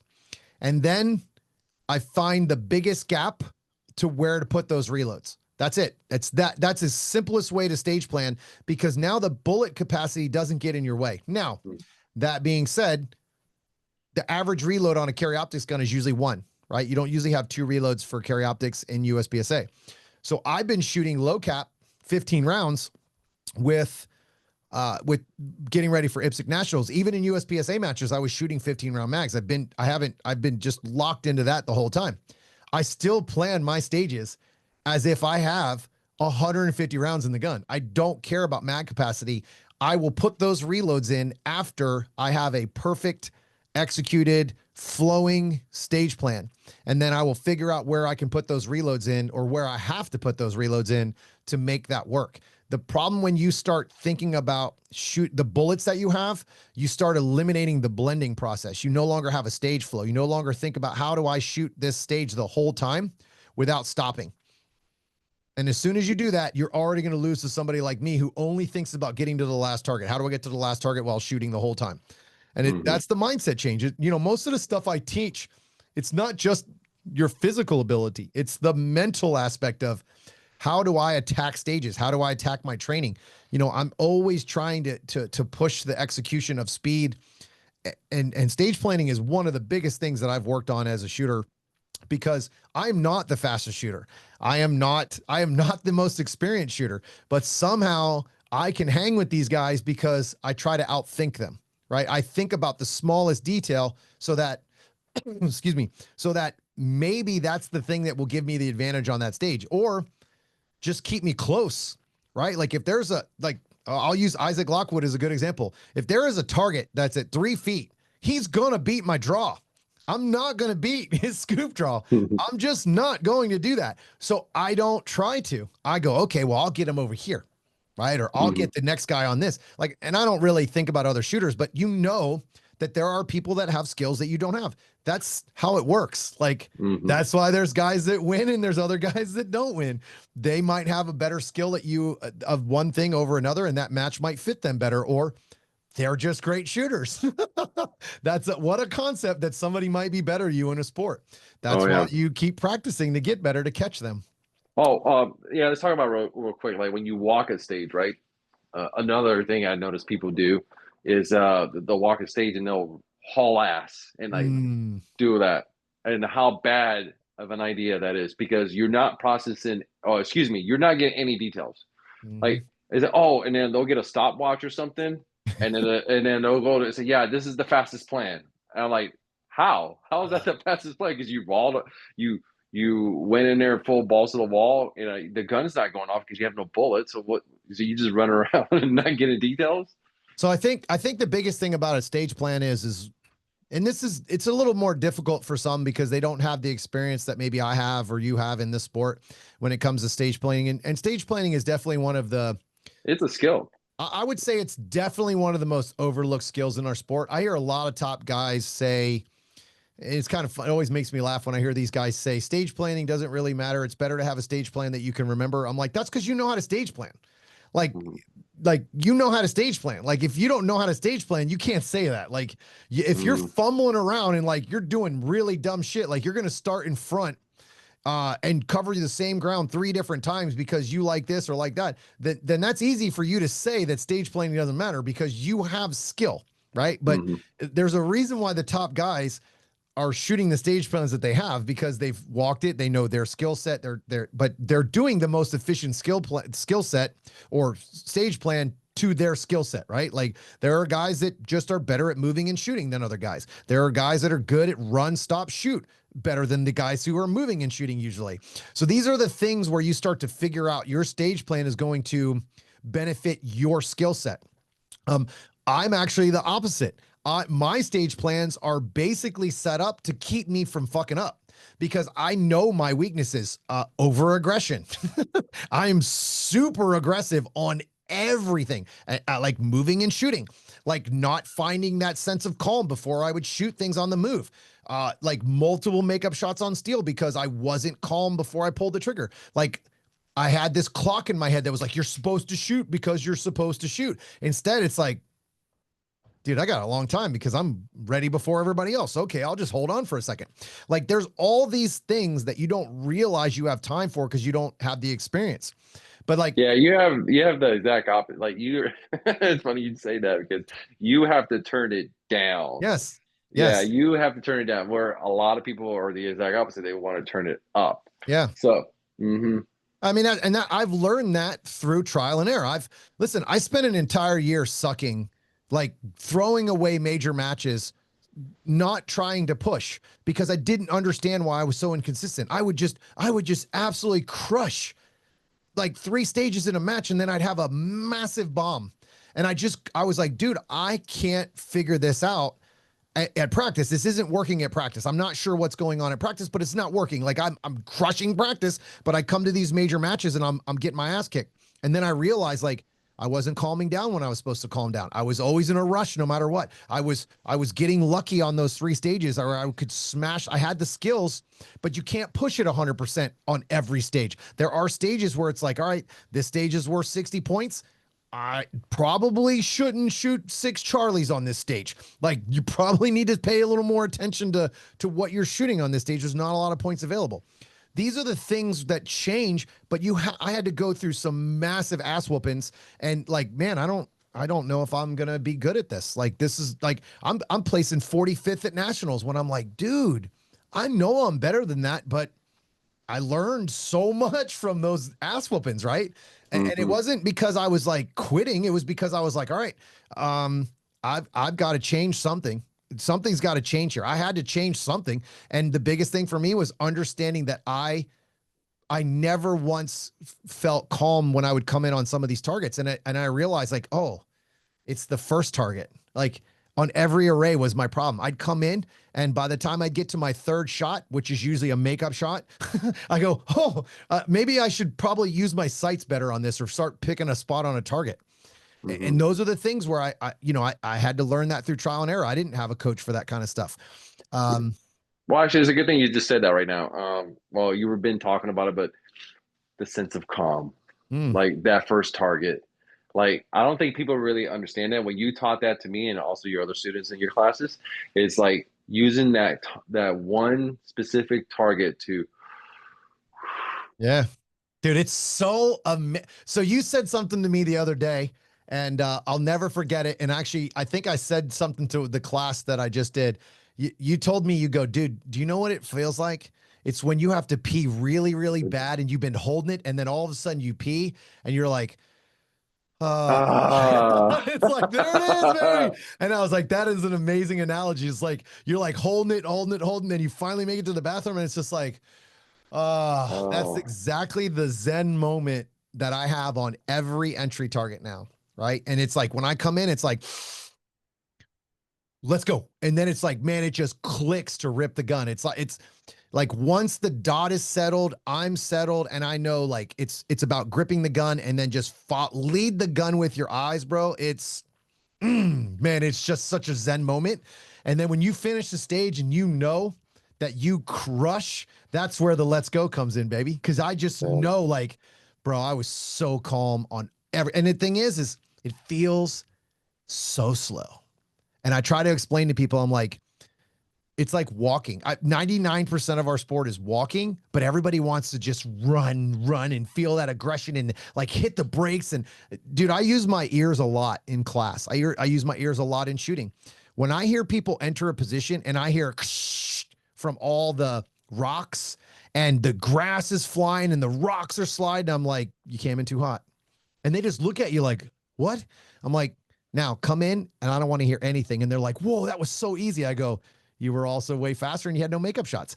But it's like, you know, they don't listen to the sport like I do. I hear the sport. Like when I was doing an exit drill with this group in Massachusetts, and the exit drill is when the beep goes off, everybody shoots and whips off the paper at the same time. Like they're throwing it 3, 4, 5 targets to their right. So like eight yards to the right, like just whipping a gun off the target. I'm trying to get them to shoot a mic on the trigger pull, like teaching them like, look, this is how long you've been waiting for this, to exit the target, because you can't shoot a mic if you leave after the bullet has been gone. After the trigger pull, if you leave, I'm telling you, you don't realize how much time you're wasting. So I hear in the class, I hear beep, bop, beep, bop, bop, boom, boom. I'm like, all right, we'll give them a second. These guys are, you know, we'll see where they're at. And then beep, bop, bop, beep, bop, bop, boop, boop. And I hear all these gunshots going off at different times. And I said to them, I stopped the class and I go, listen, this is part of the problem. You have the gun up, the gun's in your hand, your finger's on the trigger. All you're waiting to do is respond. And all of you guys are trying to control everything. Stop. I should hear one bullet shot. Everybody's gun should be going off. As soon as you hear a sound, let it rip. And from that point on, the rest of the drill, dude, I hear boom, Boom. boom. I mean, there's 6 guns going off at the same time. And they all just go, holy shit. I'm like, that's how long you've been waiting to get after it. That's how aggressive I want you to be. And it's like, you could just see the eyes of these people and they're just like, dude, okay, we've been fucking around this whole time. And it's like, oh, like, yes. Yeah, what's going on here? But it's like moments like that you don't pay attention to, that you don't think about, right? Those are the little details. Like just the sound of a class. I can tell you when somebody's going after it or when the whole group's slacking off. It's crazy. It's such a great thing too. When you turn around, it's like, dude, you crushed that, you know, and you see the breakthroughs in front of you. The big light bulbs turn on. Yeah, man. That's so, again, this is why the small details matter, right? That was a long, small details conversation. Yeah, but they 100% matter. So people say otherwise. All right, let's get to your favorite topic, because you really like this one. Adding difficulty through partials, arrays, through partials / arrays, and is it worth it? Let's hear it. All right, so this is just obviously, I think we have the same mindset when it comes to it. A partial target. Here, I got an example one like this, a tuxedo. Let's go. Yeah. So like if you're JV training. JV training. Yeah, there you go. Boom. Camera. So I don't know about you. Well, I don't know what you think. I know what I think. So when I see this, like I'm holding a tuxedo in my hand, but a tuxedo or a hardcover target or no shoot, it's telling me to aim, right? So I see a lot of people on the internet. You know who you are.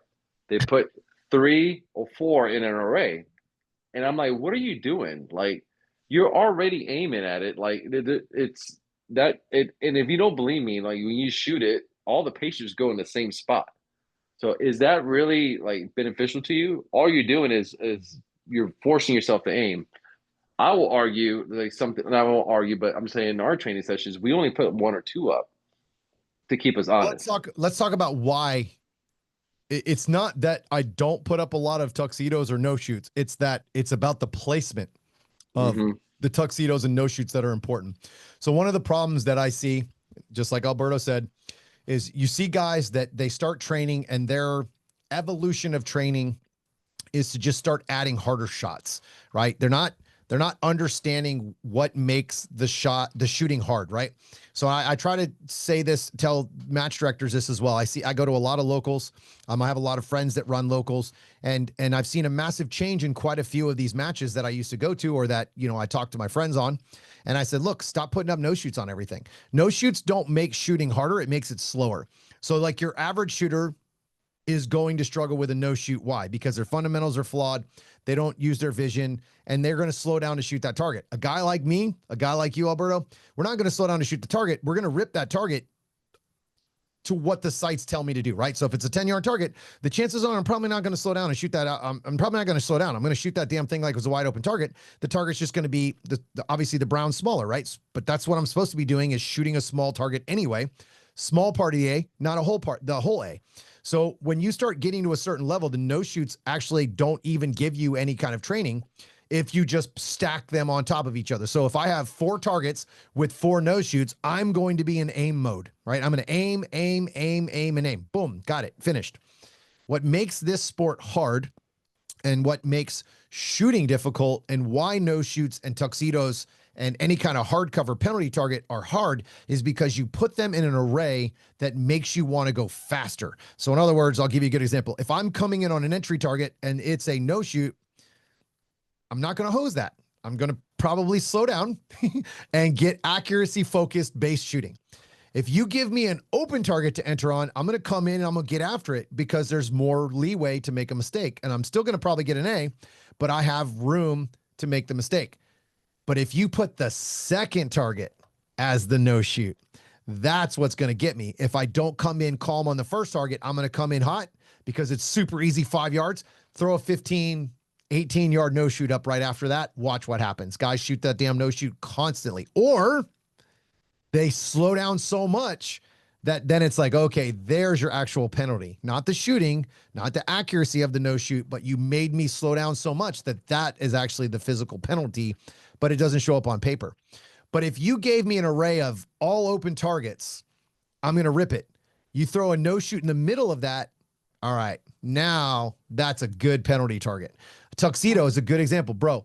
How many times do I have, we're in the middle of an entry target. We come in, we got to enter on a no shoot or come in on an open target. And then all of a sudden I make you sweep in on a tuxedo. And it's like, whoa, okay, all right. Yeah, I got to slow down. I got to like really get my vision on that to make sure I hit it.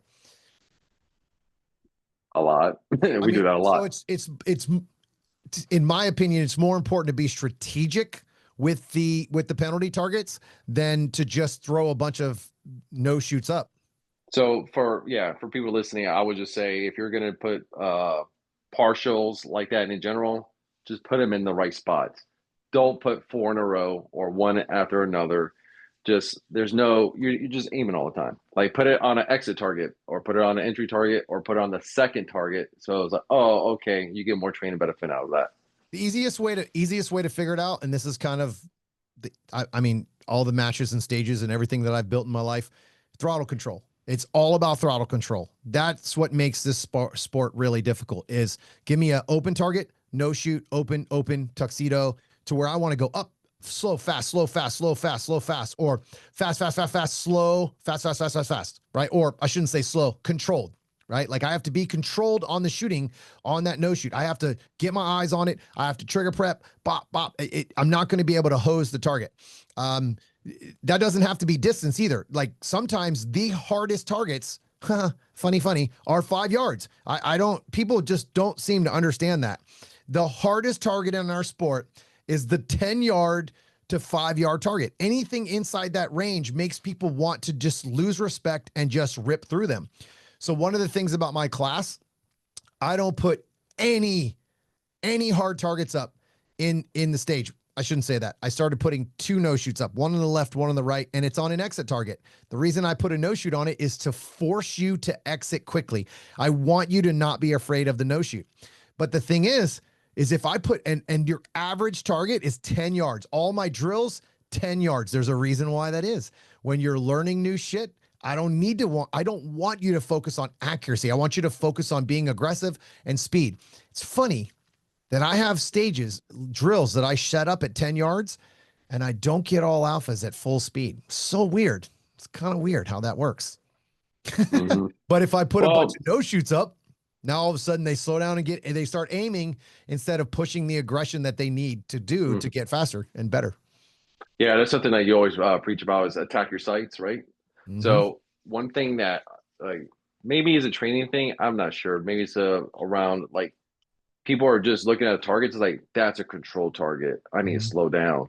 So no. You don't need to say that's a control target. You just need to attack your sights. Let the sights get there and then react appropriately to what you see. Sights, baby. It's it. It's just literally that is it. You're responding. So I use this example a lot in class. If the target is 25 yards and I pick the gun up and I point it at it and it's directly on it and I shoot the shot and the gun just lands fast as shit right back to an alpha and it's completely stopped. Am I supposed to pull the trigger? Or am I supposed to wait for that 30-45 split that I promised myself? I'm gonna take the shot. I'm ripping. I'm Yeah. ripping a 10 split if it allowed me to, right? Hmm. Like but again, it's that comes with the aggressive mindset. The aggressive, I'm not telling the gun what to do. The gun's telling me what to do. I'm responding to those sights every time. Bomb, bomb, bomb, bomb, bomb, bomb. But and again, this has been a big change for me. I stopped trying to make the gun do what I wanted it to do, and the gun tells me what to do. And then I just respond. Like it's that simple. Like obviously there's things like transitions, exits, those kind of things, but those exits are actually triggered by what the sight told me. If the sight was there and I pull trigger, I'm leaving. Right? Hmm. Like that's the difference is I started responding to the sights more and attacking those instead of trying to tell the gun like, okay, nah, now. And that's when you start to have your mistakes because you're trying to force things that the gun's not even ready to do yet. Exactly. I can't tell you how many mics people get at the 5-10 yard mark. It's actually sad. Like I try to tell people in the class too. I was like, guys, this is a guaranteed alpha. You don't get guaranteed alphas at 40-yard shots or 35-yard shots. The guaranteed alphas are the close ones. So Hmm. like get those, like get them. Don't give them away to your competitor because you start those shit adds up 2, 4, 6, 8 points. Right? Yeah. You can. I call it see your way out. Yeah. Charlie your way out of a stage. Yeah. 100%. Oh, I had a banger. I said, well, then like especially people who shoot minor, it's like, hey, Alpha Charlie 70%. So Yeah. that's down three, down three, down three, down Yeah. three. You start adding it up. It's crazy, man. It sucks. So, all right, let's see. What do we got now? Add difficult through partials. Uh, Practicing moving to. Hold on, let me see what I had. I want to make sure I don't miss any of these questions. How to do make sure. So I had a question here. It says, how long did it take for you to max out your bandwidth for small details in stage planning? I've always been super detail oriented. It's been a big giant part of my progression in this sport. I was a contractor before this, and I specialized in kitchens and bathrooms. So everything in that business is details. Most of my customers were high end customers. Just a little tip for anybody out there: work for people who have money. It sure helps. But the biggest thing for me was that I would attack the details in that job. So like when I would do trim work, it was all about the details. Like the old like 6-inch glob of caulk at the top. Nope, not a thing for me. All my stuff was super tight, miters and whatever I did it to the maximum perfection level that I could do it at. There was no excuses. There was never like we'll do better next time. It was like you do better or tear that bitch out and start over again. I have taken the same mindset in this sport with the details. A lot of people give me shit about the footwork conversation. I would argue find somebody with better footwork than me. It becomes from my details, right? It comes from me paying attention to how the body works. It comes from me understanding that the footwork affects the gun.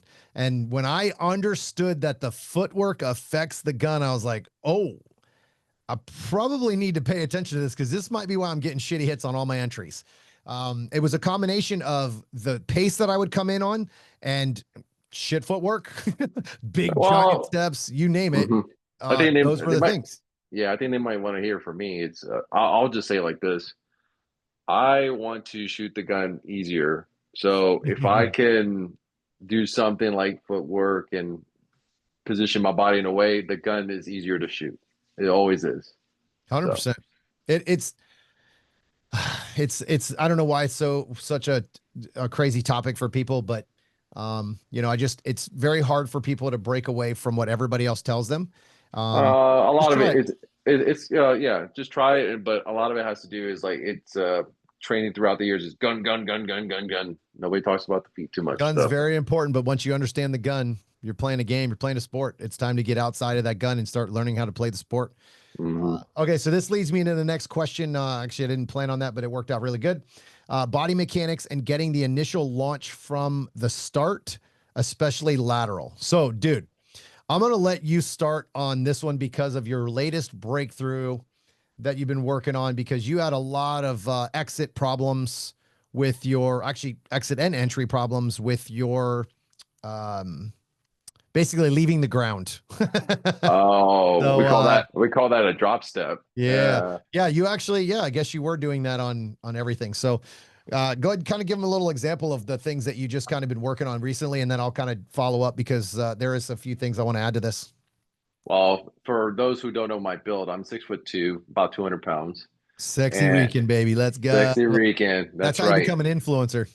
Well, hey, I'm 14% of the human population, so there we go. Hey, 6 foot or better is Let's 14%. So, go, baby.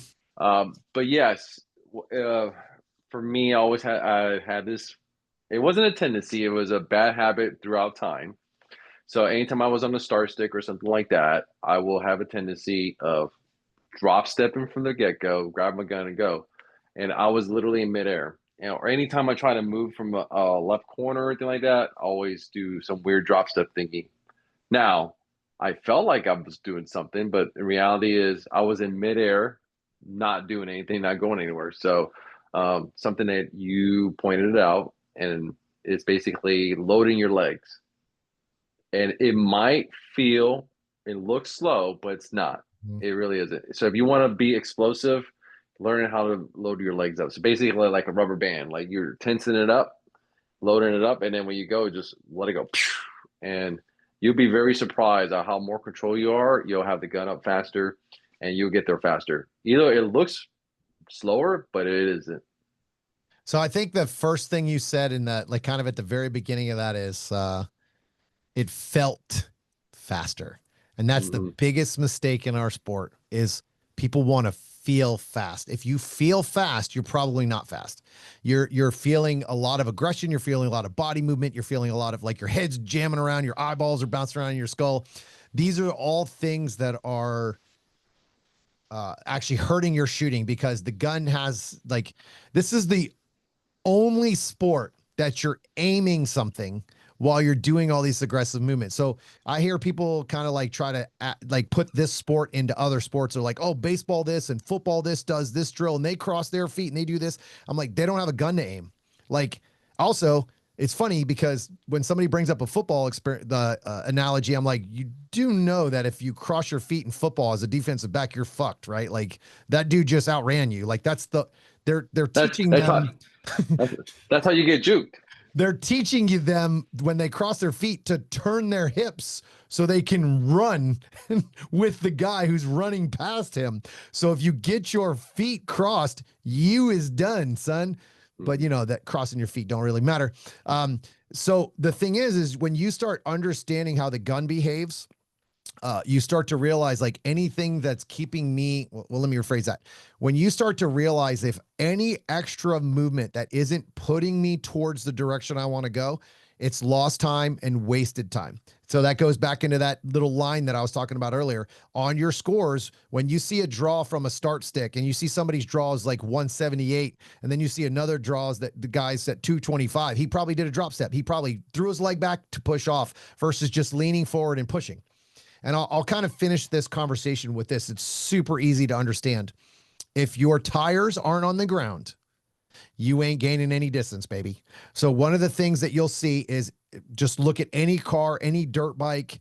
Dirt bike's a perfect analogy for this. When you see those guys hit the triple jump and they're jumping over 3 dirt mounds and then they land, they're not going any faster once they get off the ground. But they hit that gas as soon as they get to that hill, that first mound, and that's what launches them. But guess what? After that, it's just gravity at that point. They're not getting any faster. They're not gaining any distance.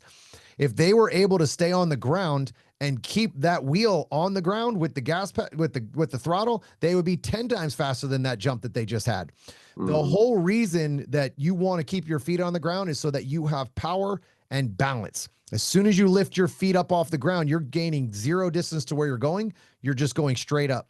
That's why a drop step isn't very good. Drop steps were giant when I first started, dude. I was the expert at jumping 3 feet to the left and 3 feet to the right on every single entry and exit. It was terrible, but it felt awesome. Like, I mean, I had to train all of that out. So when I first started, which was in 18, man, that was the thing. Everybody was like, you got to drop step, drop step, drop step, drop step. Well, funny how that disappeared real fast once people like myself started figuring out like, I don't think this is faster. Like I'm not gaining any distance. I'm out of control.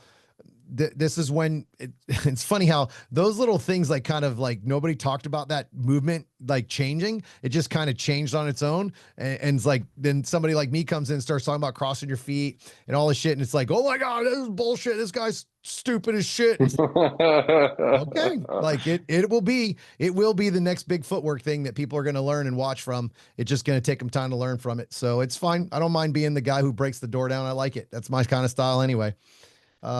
So, but that's the biggest thing is keep your feet on the ground. If you don't have power in your legs, you don't have power, right? If you don't keep your feet on the ground, you don't exit fast.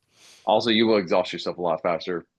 100%. So the other thing for me is big giant steps, right? Like if you want to be able to get out of a position fast, don't take big giant steps. Big giant steps feel fast. And yes, you might think you're gaining more distance, but the problem is if you go back and watch your videos, especially slow motion, I highly recommend this. Put your video in slow motion. When you push off with a super wide step, I want you to watch when your left foot, well, the center of your body actually gains distance. It's a long time because here's how it works. The only way to technically gain distance isn't the feet. It's that the center of body moves out of that position. So if I take a giant step and push off, until my right foot, let's just say I'm going left to right. If I take a giant step from left to right, until my body gets past my right foot, I haven't gained any distance. That's what people need to understand. The body is what actually moves. Just because your feet move doesn't mean you gain distance. I can do a super wide stance. Doesn't mean I actually gain distance. I'm still in the same position. So if I take a giant step, my foot moved, but my left foot's still in the corner. And then when that body finally transitions over to the right foot, and then I'm able to get all my body, my left foot, everything in front of the right foot, that's when I actually gain distance. People don't realize how long that takes to get across there. But if you take half a step, your body is actually getting over that right foot faster, and then you can start hauling ass out of that position. Again, keeping your feet underneath your body is key, but you know, that will start an argument on the internet. So we'll just move on from this topic. Let's see. Body mechanics, got it. What does it take to be truly great? Ooh, that's all you right there. What does it take to be truly great? Dedication, hard work, very, very, very thick skin, like not giving a shit what someone else thinks of you. That is a very difficult thing for most people in this sport. Most people think way too much about what other people think about them. I will tell you one of the reasons why I have been attacked so much in this sport is because I got really good really fast. They don't like that. They don't like that at all. I also don't play the game. I'm not getting down on my knees and kissing the ring and you know, telling these guys how great they are. I'm a competitor, right? I don't talk shit about anybody. I just hold on 1 second. Yep. No, you're fine. All right. Alberto had to take a 10-second break and I got to go pee. So that was perfect for me too. So. Yeah. My endurance sucks. So I know. No. He had to be sweet and say goodnight to his mom. That's how it works, baby. Yeah. Take care of her. Love her. All right. Let's go, baby. All right. So what does it take to be great?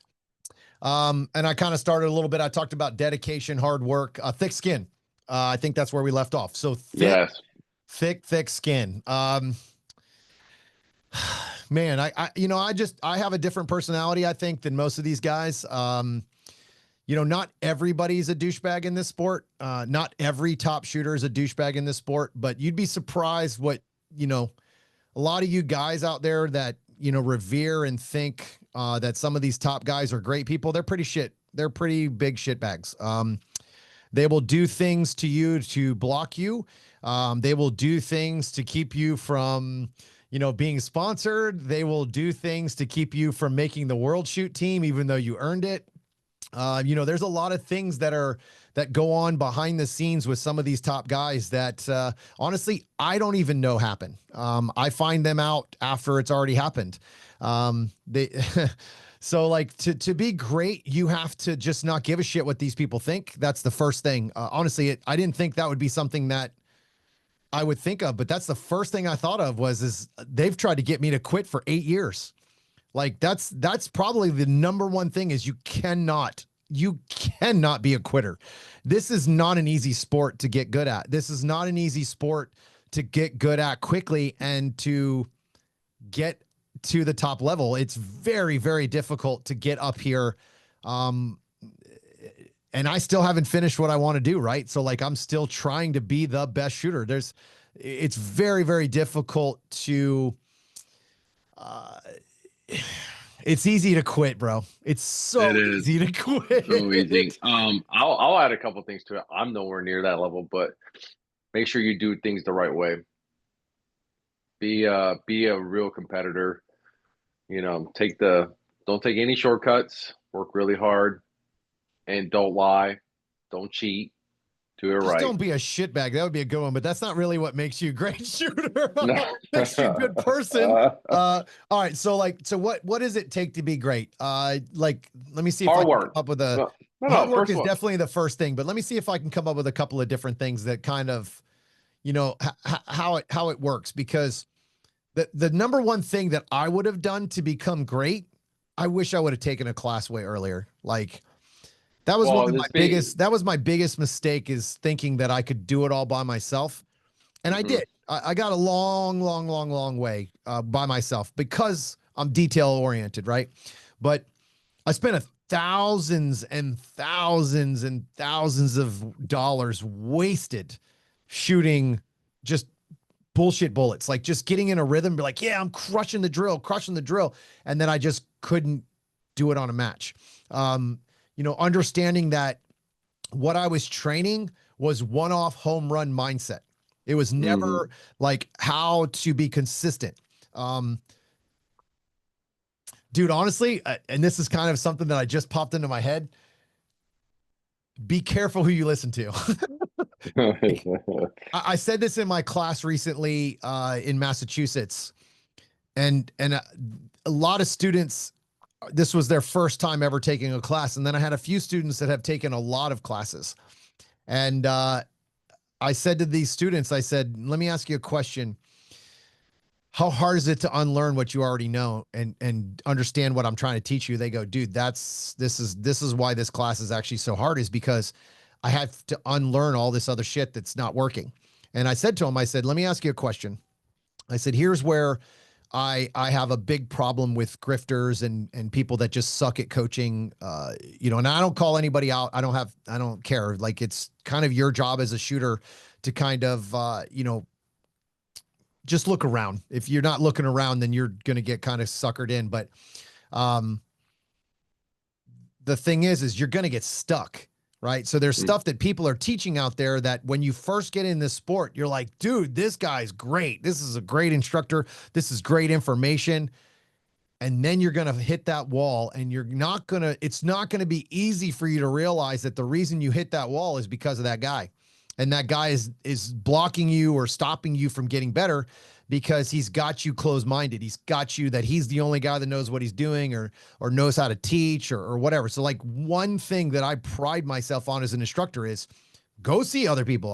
That doesn't bother me at all. I know my shit holds up. I know my shit stands up to those other guys and those other instructors. And I know I'm different. I know I teach different. I know I think different. That doesn't mean that theirs is better or worse than mine. It's just, well, I shouldn't say that. It is different. It's just different, right? It's not better or worse. Those guys, I have no problem with other instructors unless they talk shit about me. That's good for them. Like their stuff is great for them. It works for them and it probably works for other people. Um, there's nothing wrong with that. So to be great, you have to be extremely open-minded. The other thing to be great, and this one's real hard for all of you, boy. I'm telling you, this one's tough. You got to be willing to be terrible. You got to tuck that ego in your pocket. Hell, you got to take that thing out of your pocket and just eliminate it. You got to completely have no ego. The only way to get great at this sport is to understand that you're not always going to be perfect. You're not always going to be great. You are going to lose more than you win. And when you can take that away and you can turn all of those losses, all of those mistakes into positive things, right? I mean, turn like, okay, so if I shoot a mic, I'm not like, yes, I shot a mic. This is awesome. But what I do with that mic is go, okay, bitch, you need to focus, sights and trigger, I go back to my rules. It puts me back in the fundamental mode. It makes me understand that I lost what I was supposed to be doing for that one bullet, right? That one bullet.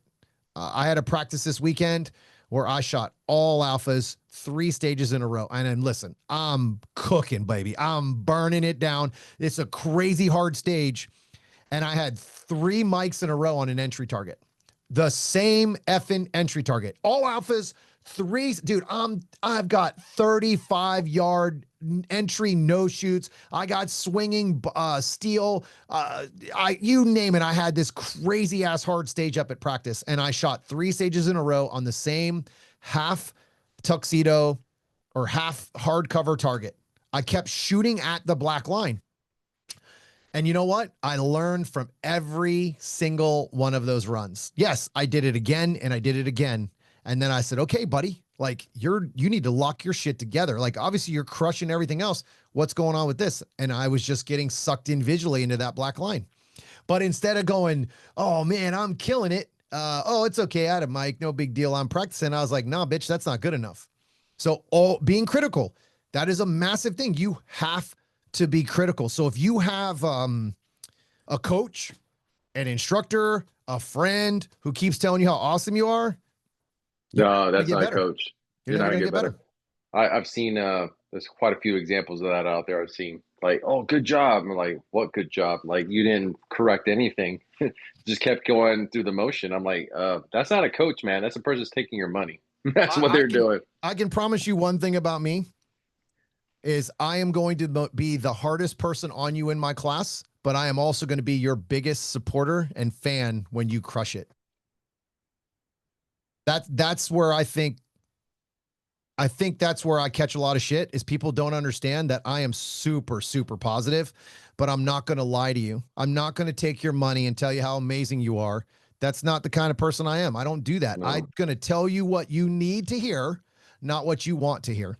If you take a class, you should want to hear that I'm not good at this. This is how I get better. You should never want to hear that you're amazing.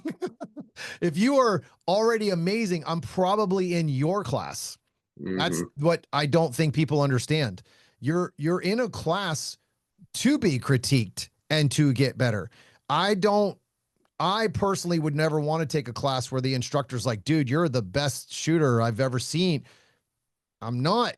Like, I might be the best you've seen, but I'm not the best shooter yet. So, there's something wrong there, bro. Like listen, I'm not giving no tips after this during this class.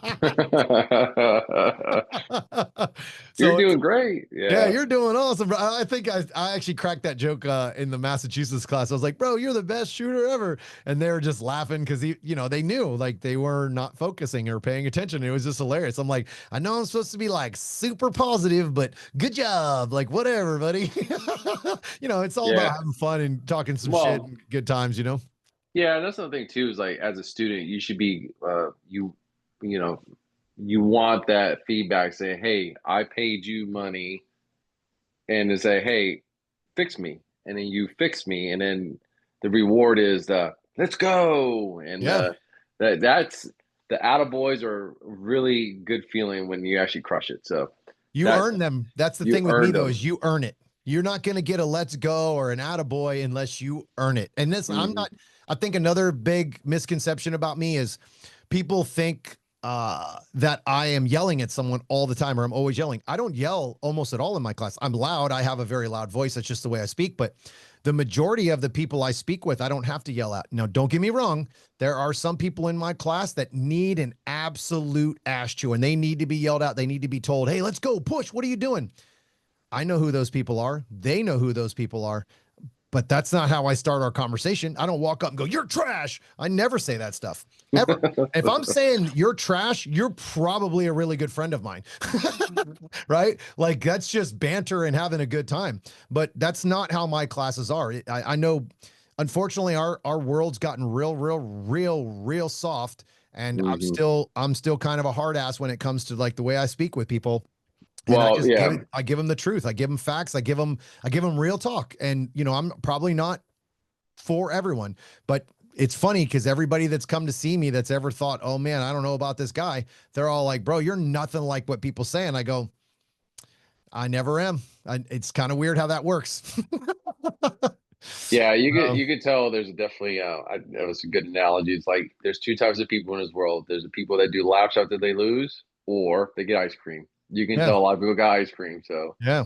you know. I'll tell you though, when most people come to my class, dude, they want to do the laps, right? Like I get message after message after message after these classes, and they're like, holy shit, I didn't realize, like now I'm watching other people's videos and I see what they're not doing. And like, and I tell them all in the class, I said, trust me, now that you're aware of what it is, you're gonna see people do, everybody does the same problems. They all make the same mistakes. You're gonna see it now that you are aware of what the problems are, Mhm. or where the time is lost or whatever it is. And it's always so rewarding as an instructor to have, you know, that feedback. um it's pretty awesome. So let's see, I had a question come in while we were in here asking, let's see if I can get back to it, asking if they said please share your exact visualization process in detail when load make ready before the buzzer. My load and make ready at the buzzer is real simple, especially since I started training for IPSC. I pick my gun up, I point the gun at the ground, I get a single grip. I don't touch the trigger anymore because I'm not allowed to. I don't rack the gun because I'm not allowed to, even though that is a massive difficult thing for me because I'm a safety freak. Even as, especially as an instructor, I'm always racking my gun because I do lots of instructions and drills and things like this, or examples for people. So I'm, even if I know my gun's unloaded, I'm just constantly racking it when I pick it up. Um, but so like I don't rack the gun and I don't do a trigger prep. I just point the gun at the target, at the ground, check my sight that it's on, because, well, I'll give you that example in a second. I check my sights and then I put it away. I load it, rack it, ready to rock and roll. Um, my visualization happens before I get on the stage. I do not visualize once I get on the stage. I rack the gun and I'm ready to go. Now, that being said, I have added stage planning to the beginning of my process for only one thing and only at one time. If I walk up to that line and I don't feel confident, I don't feel like, let's go, baby, let's rip this bitch. Like something feels off. I don't feel super focused or super locked in for whatever that is. I don't know. I think it's usually fatigue is what it is for me. You know, I've been, or maybe I was standing in the back and I wasn't super locked in before I got up there like I was supposed to be. Like I was distracted with something, talking to a friend, working on a gun, something, whatever the hell it could be. I don't know. But I caught myself about 2 years ago. This is one of the things that I pay attention when I shoot, boys and girls, the details. I would walk up to a stage and I just didn't feel it. Like I didn't feel engaged. I didn't feel locked in. It's not like I didn't like the stage. It wasn't one of those things where I'm like, oh, this stage is stupid. I just wasn't locked in mentally. What was it like? You know, mind if I ask real quick, like, what does it feel like? Do you feel like clouded, or is it I was feel it sure bored. bored, I feel right? bored. I feel like just like, all right, well, here we go. Make ready. You know, it's like I'm not like juiced up. I don't feel like the juice, right? Like I don't feel like I'm gonna crush this shit. Um, and it just feels like I don't have the stage plan locked in. Does that make Hmm. sense? Like it's an odd feeling, but I remember it now. I know what it feels like, right? Maybe the next time it happens, I'll try to talk on the camera. Like maybe if I'm at a local or something, like maybe I'll try to repeat it. Like maybe when we go to the next time we go to a local or something, maybe I'll talk to you until my make ready and Hmm. then see if I can kind of repeat that process. And maybe that's what it is, just distraction or not super locked into the stage or whatever it is. But when I feel that, I will completely stop doing what I'm doing. I won't load, make ready. I don't take the gun out. I will stop on the line when he says make ready, and I will walk the stage in my head, going through the process. Boom, boom, boom, boom, boom. And I go through that process all the way till the end. Hmm. Then I will make ready.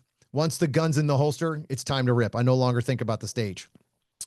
One of the reasons why I don't walk the stage before I shoot mentally is, what's the last thing you think of in your stage plan when you put the gun in the holster when you're standing there on the beep? What's the last thing that you're going to think of, or the first thing you're going to think of?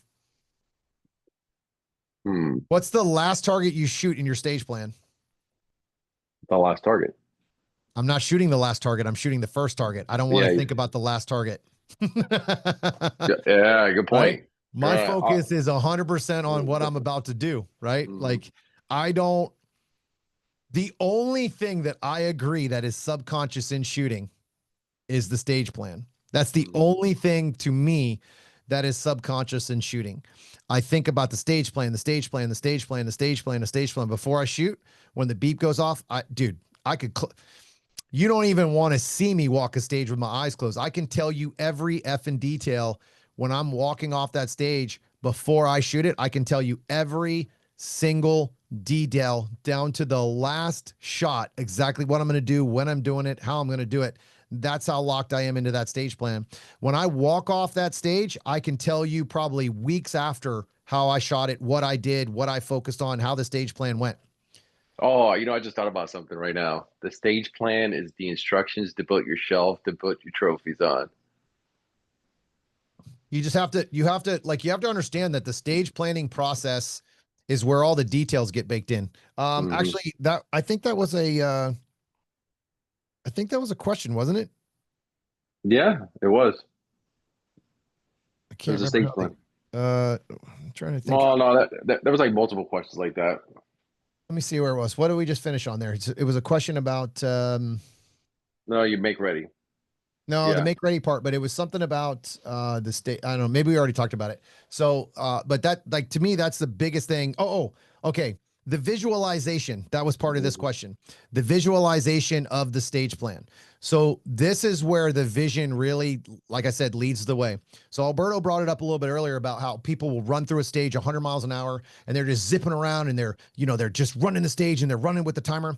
You're not getting any information there. You're getting you're using your eyes for all the information, but you're not slowing it down so you can see it and bake it in. So when I walk a stage extremely slow. And I don't mean physically like the walking part, I mean the shooting part. So I'll give you a good example. Let's just say we have an array of six targets or six targets out in front of me, and it's a stand and shoot stage. I don't have to move or anything, right? Super easy. There's six shots, 2, 4, 6, three targets. On each one of those targets, I'm going to drive my gun to the first target, look at it first, drive the gun there visually with my eyes, and then I am going to physically whip my head off that target or move my head off that target and keep the gun on the first target.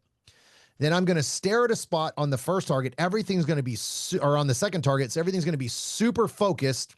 And then I'm going to drive my hands to the second target.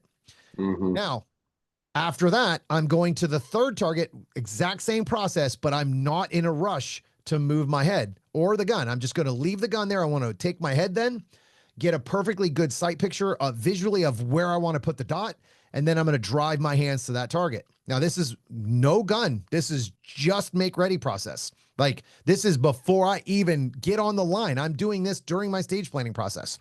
One of the reasons I do this is because I am teaching my brain, who is basically a hamster on a wheel in there that wants to run around like it's on fire, and I am forcing myself to see the gun and target separation.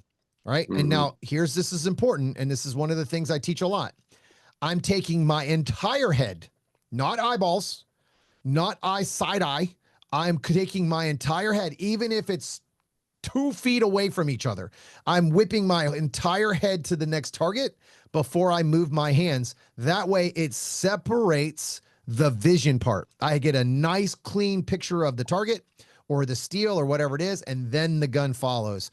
You I know, do that in every target on every array, no matter what. that's that's a controversial thing too, probably. I get that a lot. So why do you move your head and then you bring the gun? All right, so I'll just give what you taught me, and I'll explain it a little bit. It's that you need to see the details on the target. If you put your hand, if you move your head and your eyes to the target, you have too much going on. You need to see as much detail as you can on the target and let the sights go there. So I'll give you an easy drill, guys. This is the drill that I use to prove that vision leads the way and it's faster. And if you put the timer on it, you really see it. Put one piece of steel up and one target. Take a target, put it to the left, put a steel to the right, put a steel anyway, just as long as you have two targets. Steel is the best because you're going to really, most people struggle with steel, even though they don't realize that the steel is actually bigger than the A zone of a target. That just means they look at the Charlie and the Delta as acceptable when I don't. So look at the steel. Keep the gun on the paper, whichever way you want to go. Put it to the left, put it to the right. Put the gun on the paper, aim it, leave it there. Look at the piece of steel. And then on the beep, drive the gun to the steel and pull the trigger when it gets there. And I'm going to guarantee you that 9 out of 10 times, as long as you're actually using your sights like you're supposed to, you will not and cannot miss the steel. And you are going to notice that it's 10 times faster. And the reason why it's faster is because you're responding to the red dot landing on the steel versus you guessing when it gets there. What you don't realize is if you don't see the target before you get there, you're either going to guess and send it, which is the problem, or even worse, you're going to stop, hold, wait for the gun to actually wait for the visual to happen, and then you're going to pull the trigger. The thing most people don't realize about visualization is that you're processing the information before the gun gets there. If you process the information when the gun is already there, it's going to take a long time to pull the trigger, or you're just going to send it because you're supposed to. This is the biggest breakthrough I ever had, was understanding that the vision leads the way. This is why my accuracy has quadrupled in my shooting. Not only did my fundamentals, because I figured out the grip, but not only did my fundamentals get better, but now I understand, like, oh shit, like if you point the gun in the A and you stop the gun in the A, it's pretty hard to miss it. Like at least one alpha, right? Like your fundamentals might suck, but if you follow the sights, you're going to get 2 alpha on every single target. yeah, that's what It's happens the with minutia things that are going to make it faster, right? yeah, exactly. That's how like people just grab Brown and they get Charlies and Deltas all the time. When they transition, it's like they're not looking at the A. They're just like, oh, there's Brown and Yeah. But boom. that takes I said a discipline. It really does. But it starts with dry fire. It takes proof. Like most people struggle with it because it doesn't feel faster.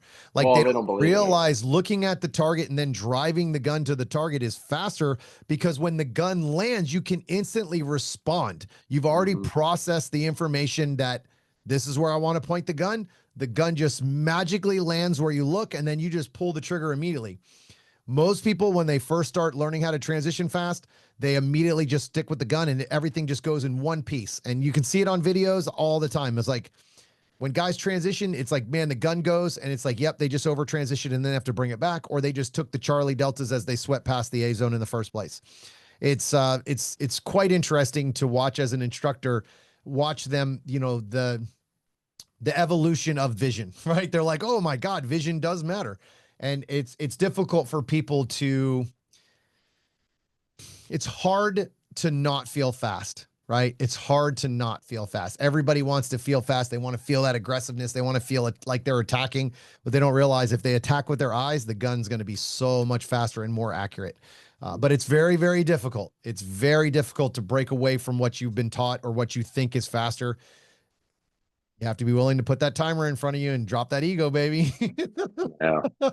Yeah. I remember when you taught me that, I was like, then when we did it, like, oh, light bulb, like I'm always hitting the steel, or there's always alphas because I moved my head. So Yeah, it's pretty wild. And then when you really like that starts becoming second nature, um, it's wild when you realize like, man, I saw everything. Like I saw like we shot this IPSC match down up in Ohio this weekend for prep for World Shoot. And I looked at my buddy Sam and I said, dude, I'm seeing everything. Like from stage 1 to stage 24 that we shot, because we'll get into that a little bit later, but 24 stages or 20 stages that we shot. And I was like, dude, I'm seeing everything. Like everything. And it is just like such an amazing, like, okay, baby, you're locked in. Like, this is what it's got to look like. And I mean, it's just like, and it's just naturally kind of happening. I'm not like, like trying to do all this extra shit. It's just like, look at the target, look at the Yeah. target. So, all right, let's get to the next thing. What does it take to win an area match? All right, we'll kind of talk about that real quick. What does it take to win an area match? You can't care what the score is. You can't care what the other guy's scores are. You have to just go out and shoot your match, and then it'll just fall in place. Um, I think the biggest thing about winning an area match is that you have to understand that you were going to win that match if you were meant to win that match. Like you went in there, you put all the work in before you got there, and the match just was kind of the results of all the practice. I think most people want to win a match and they don't realize that they didn't put enough work in or practice in or dry fire in or whatever it is to get that win. There's a reason why 1% of the people that shoot the sport win all the matches. I wonder why that is. Because those people have an understanding that they don't win the match at the match. They win the match at the practice. They win the match during the dry fire sessions, the getting their gear correct, the ammo correct, all the little things that go into this stuff. Hundreds of hours of training, the mental aspect of, not giving a shit about somebody else's scores because you can't change their scores anyway. There's so many little things that go into winning a major match that, consistency. God dang, if that wasn't like the biggest problem in winning majors for me was consistency. Like not, again, I think some people need to set different goals. Their goal needs to be top 10 in their division. Start there. If you're not in the top 10, you got no chance in hell at winning the major match anyway. Go for top 10, then top 5, then win the match, right? Go to top 3, then try to win the match, right? Once you get to a point, the other way to win a major match, boys and girls, is stop racing to get a higher classification when you suck. I can't tell you, like, the one thing that I wish I would have done is gone back as a shooter. I would have gone back and gained more experience before I became a GM.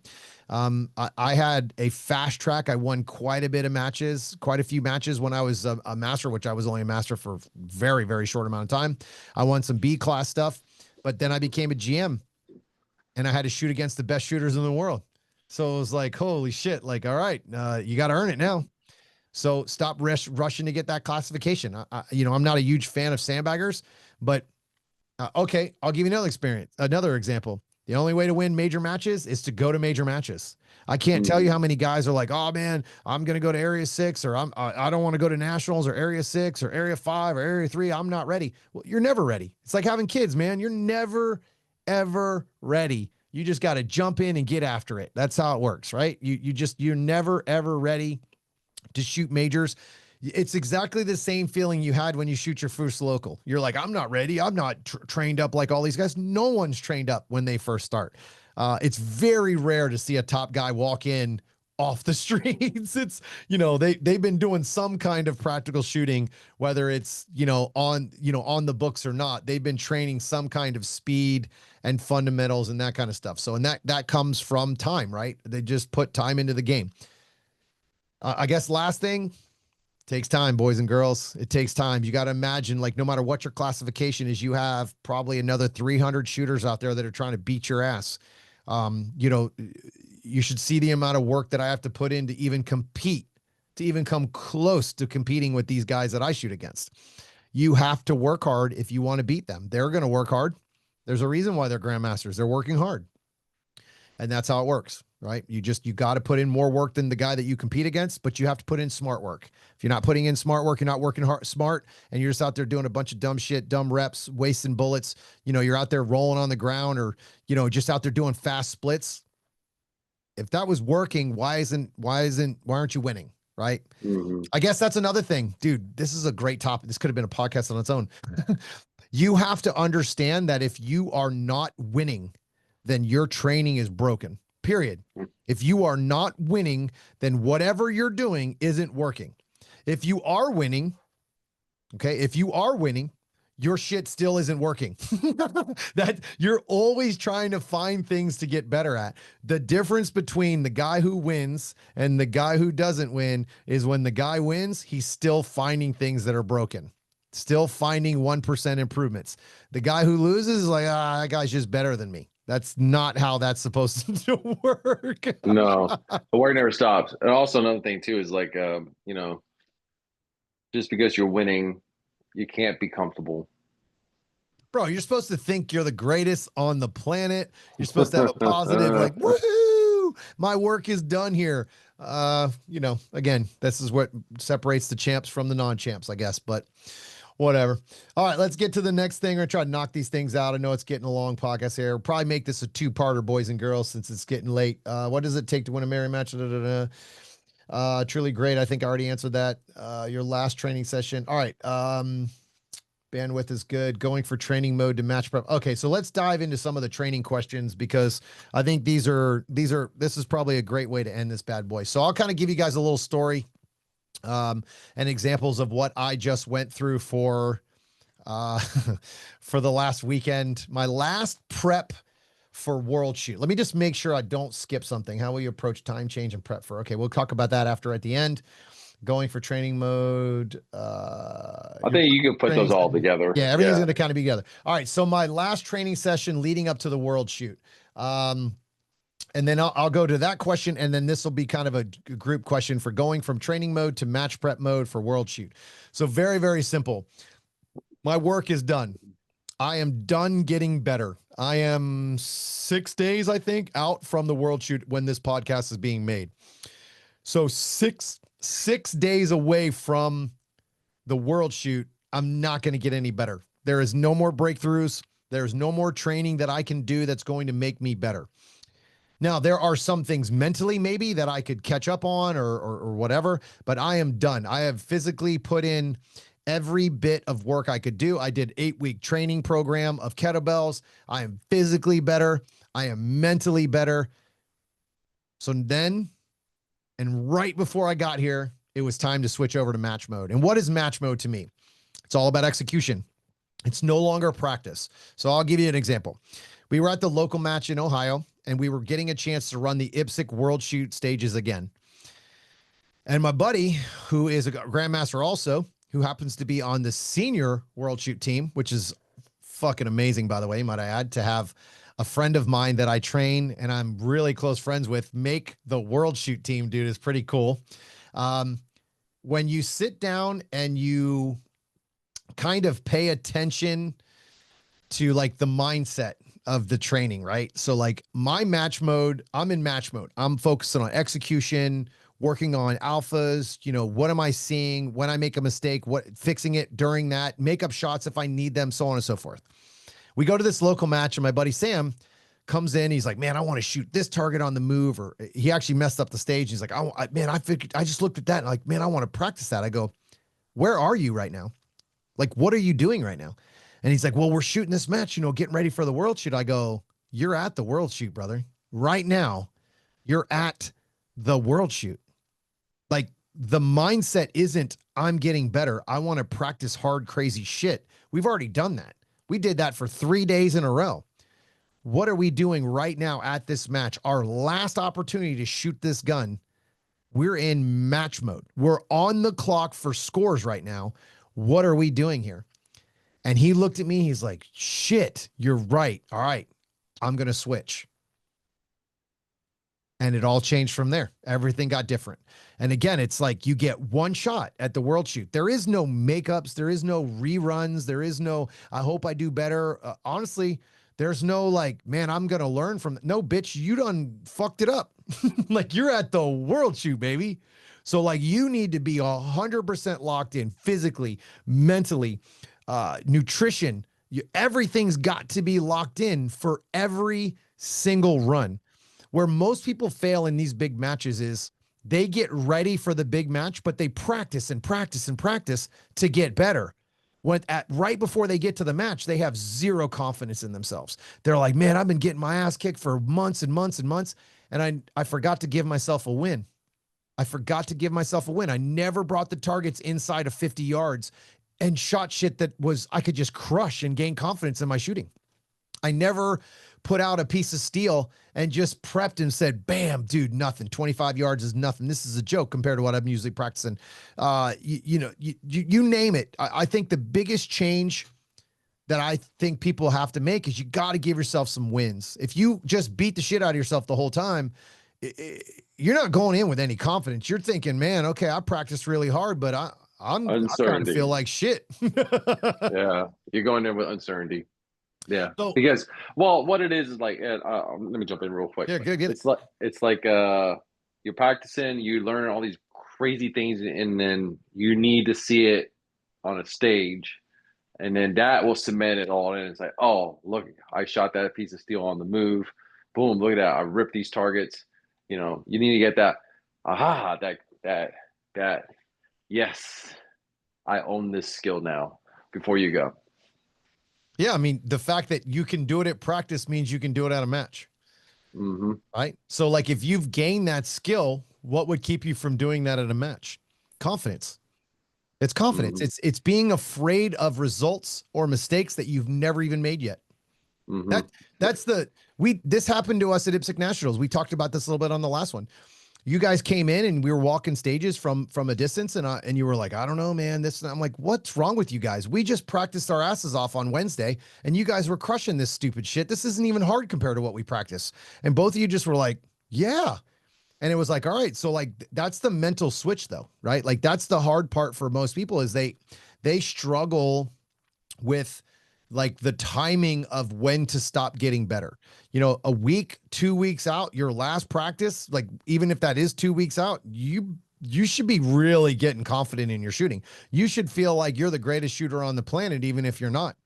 One of the biggest changes I just made is during my make ready process before I shoot a match is I'm not shooting 25-yard targets anymore. I'm going to get everything at 10 yards.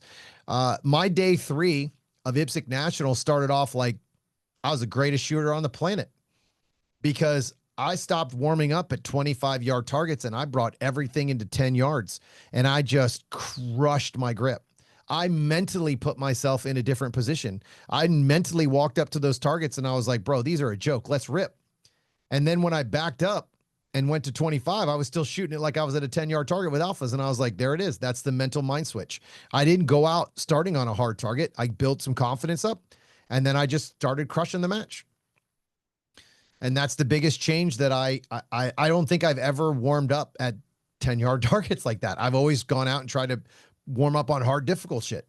So it's like, man, just like gaining that confidence. And what's wild is that I came home and I kept that confidence, right? Like shooting these last 3 or 4 days, man, it's wild, dude. I mean, I've never been so prepared for a match ever, ever, ever, ever. And I mean, I've had some matches where I'm like, dude, this is the best I've ever, I mean, this is crazy how I feel right now. I can't, it's hard to explain because I've just put in so much fucking work this year. It's hard to explain, like, okay, it's clicked. Like everything's clicking right now. I mean, I got to go finish it, execute it, whatever. But it's just like going in with confidence like this is the first time I've ever gone in like, dude, we're going to go shoot against the best shooters in the world. And I feel like I belong there. This is probably the first time I've ever felt like that. I've always felt like I'm good and I've got confidence in myself and I can go out there and compete, but this is the first time just where I'm at as a shooter, my fundamentals, everything that just kind of tied back together after all that PCC work. I'm like, bro, I feel good. It's awesome. But that's what it is. That's the switch, right? Going from getting my ass kicked at practice to, all right, I'm the greatest shooter on the planet because everything's at 5 yards. But you earn that feeling. Yeah, You earn that. feel You earn like that it. feeling. You're right. That's not. Yeah, it's like you can't just start thinking that way and put no work. You had to earn that feeling. You had to earn it through trials and tribulations and all that. Well, I Like mean, if that's perfect actually, because I get it from the work. Like I'm yeah, not confident in my shooting because I just said it. exactly. Right? I mean, I have it because I have been just smashing the work. Like I put out 5,000 rounds in 4 days when we were in Ohio. You put in the work. 5,000 rounds in 4 days in Ohio. And bro, I think maybe I had 2 runs that I wasn't focused out of all of them. 2 runs, like out of practice, including the match that we shot. Like 2 runs where I was like, what the fuck am I doing out here? Like, what are you focusing on? Hmm. Right? Like I lost focus twice. Like I think it's wild. Like understanding the mental aspect of the game is where I'm really making the biggest strides. And that's where I've always had my biggest failures, or the mental part. Not like breaking down, like, oh man, it's just like, but losing focus, Hmm. right? Losing focus. It's super easy to lose focus in this sport. Lots of distractions, your friends, pasting, food, nutrition, health, whatever it is, age, holy shit, age, whatever it is, there's so many things that can mess you up in this sport. And when you finally just kind of feel like, all right, I got everything kind of dialed in together, then it's just, I don't know. Like I said, man, I got to go finish it now, but it just feels good to be walking into that match with my highest level of confidence ever. And honestly, my highest level of shooting. This is the best I've ever shot. I For look at it like I think uh, I love Rocky movies. I know you do too. sure. Rocky's awesome. Rocky 4. So he's training in the mountains, going through snow and all that, and he goes into the ring being booed at. And then when he takes that robe off and he's ripped, and that Russian dude looks at him, he's like, "Ah, shit, he's ready." Yeah, That's the way it should be. 100%, bro. The other thing, so I got one more question in here, or two more questions. Billy says, how will you approach time change and prep for it, or in South Africa? Um, I'm actually going to try to prep in the plane. I'm going to try to get on their schedule through the plane. Like, so we're flying, which I believe our flight is 15 hours from Atlanta, which is pretty miserable. I'm going to try to stay awake. I'll do two things. I'll either stay awake the entire flight so that when we get there, I am absolutely dead.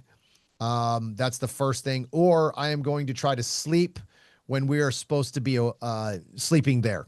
I haven't looked at the time change, like where we're at, like what time we're leaving, all that stuff. But my goal is to try to be sleeping when we're supposed to be sleeping over there. Um, Hopefully that'll work.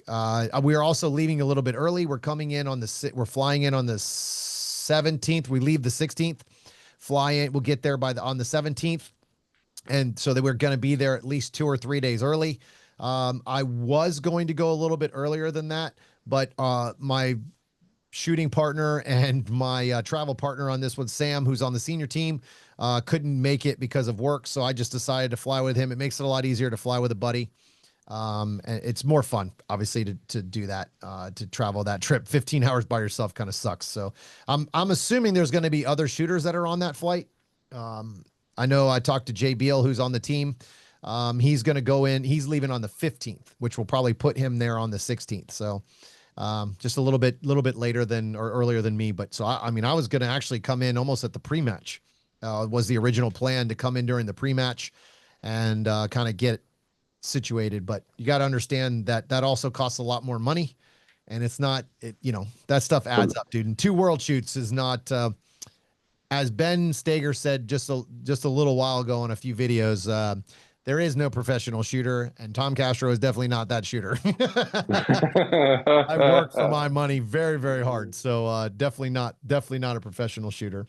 I think the last comment that I got, or the last question I got, was positive experiences in the shooting sports. Mm. I have had a lot of positive experiences in this sport. And I think it's a good way to kind of end this podcast because I've been attacked a lot and I've been fucked with a lot. And I have been, yeah, when this world shoots over, you guys are going to get a story that none of you are going to expect to get, but you're going to get a little story.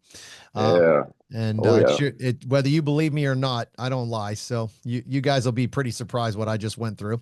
But the positive experiences, honestly, is guys like this, like meeting Alberto. I probably would have never met him if it wasn't for the sport.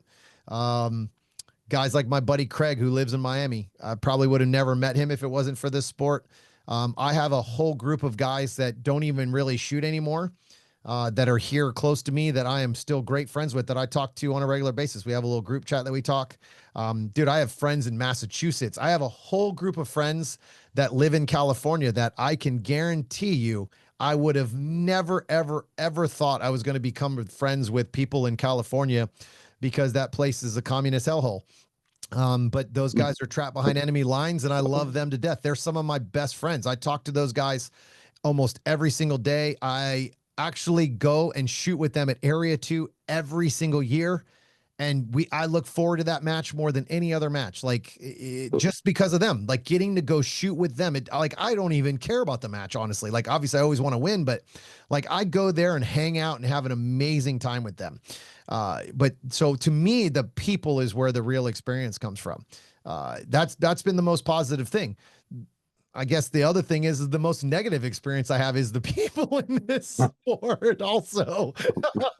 That's kind of fucked up if you think about it.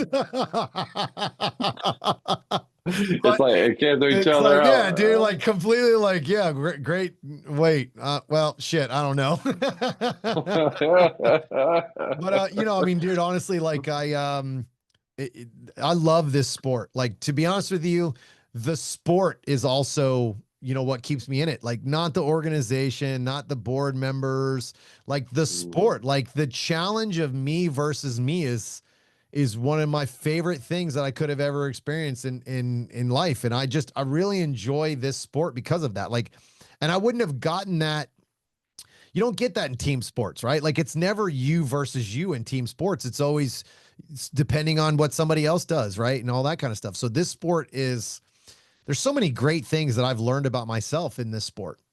I'll tell you, this sport has taught me a lot about myself and made me realize to be strong and not let other people dictate who I'm going to be. I see a lot of people change for other people in this sport. I see a lot of top shooters lie and be fake and that's not me. And I think that's why they don't like me and why I don't get along with them because I don't do fake. I'm not good at fake. I never have been.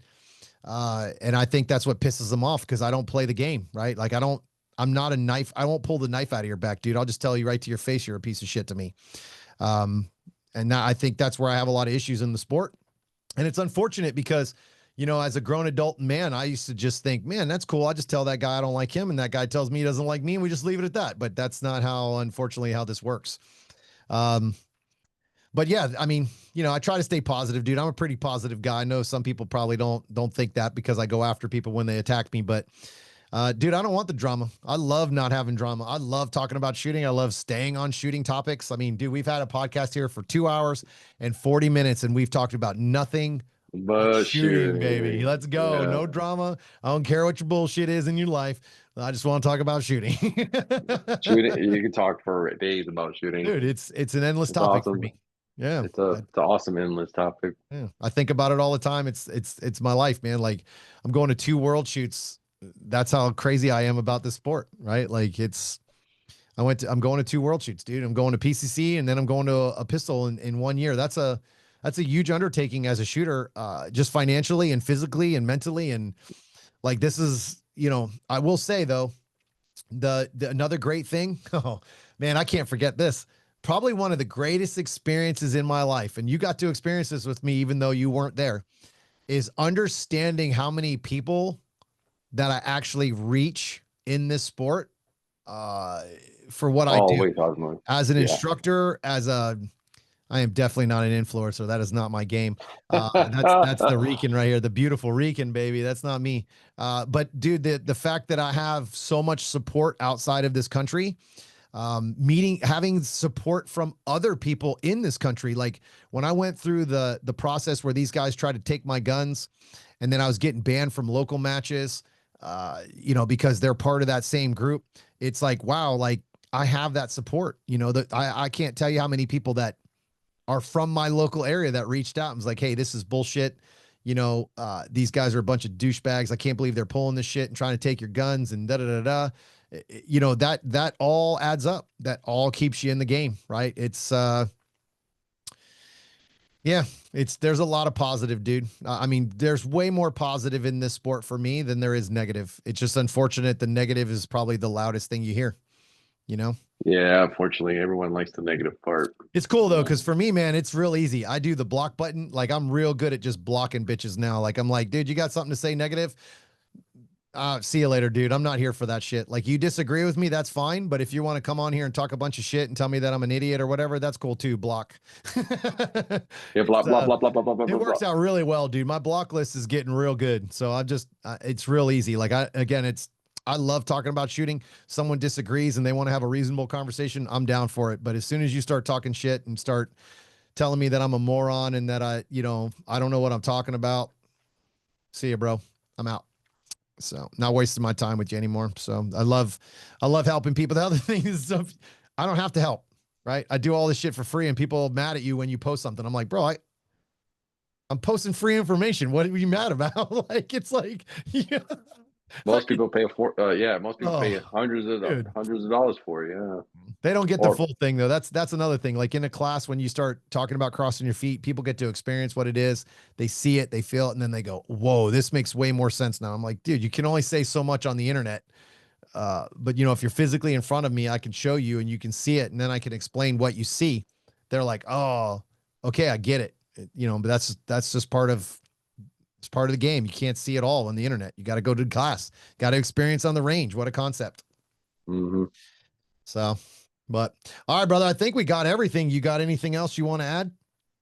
well, hey man, thank you for having me back on. It's pretty awesome. I think a lot of people like our conversations that we have. It's pretty awesome. So best of luck to you to the World Shoot. I know you're gonna Thanks, crush it. baby. I think it's 6 days. Let's see. Hold on. Now I got to look, baby. Let's see where I'm at. I'm going to go to Thank the you. Delta app. I think it's, for some reason, I want to say it's 6 days, but that might be the check-in. It's hmm 11:04 now, so it might be 5 days, bro. 5 days until check-in, baby. Let's go. So I'm about 5 or 6 days away from leaving this amazing country to go over there and hopefully not get mugged. Well, Dude, I it's know. it's pretty Uh, bad. yeah, we had this conversation already about it It's pretty earlier bad. I've today. heard I'm the more and more people I talk to, they're like, don't stop, just get out of that town. And I'm like, ugh. So it's crazy, but it's kind of wild. It reminds me the guys, I just got a message from a guy telling me it's a lot like California. Well, he didn't say that, but when you started telling me actually, and I said that like they had to take their guns in from the parking, like when they park their car, they have to take their guns in with them. That's 100% what California does. You can't leave anything in the car, they'll steal it. So that to me, that means I'm getting in the car and we're driving directly towards the range away from that place. So it sucks, dude. It's just it's always interesting, like who makes these decisions. Like Well, South Africa's that's the not. only one that could host this. This doesn't make sense. Yeah, also gives you a great appreciation for the United States of America for sure. Bro, the funny part is I don't have to leave the United States to understand that we are the greatest fucking country on the planet. But for Mm. some reason, people who live here just can't seem to figure it out. But maybe they need a good swift kick in the ass and go to somewhere else and see how it goes because it ain't gonna go so great.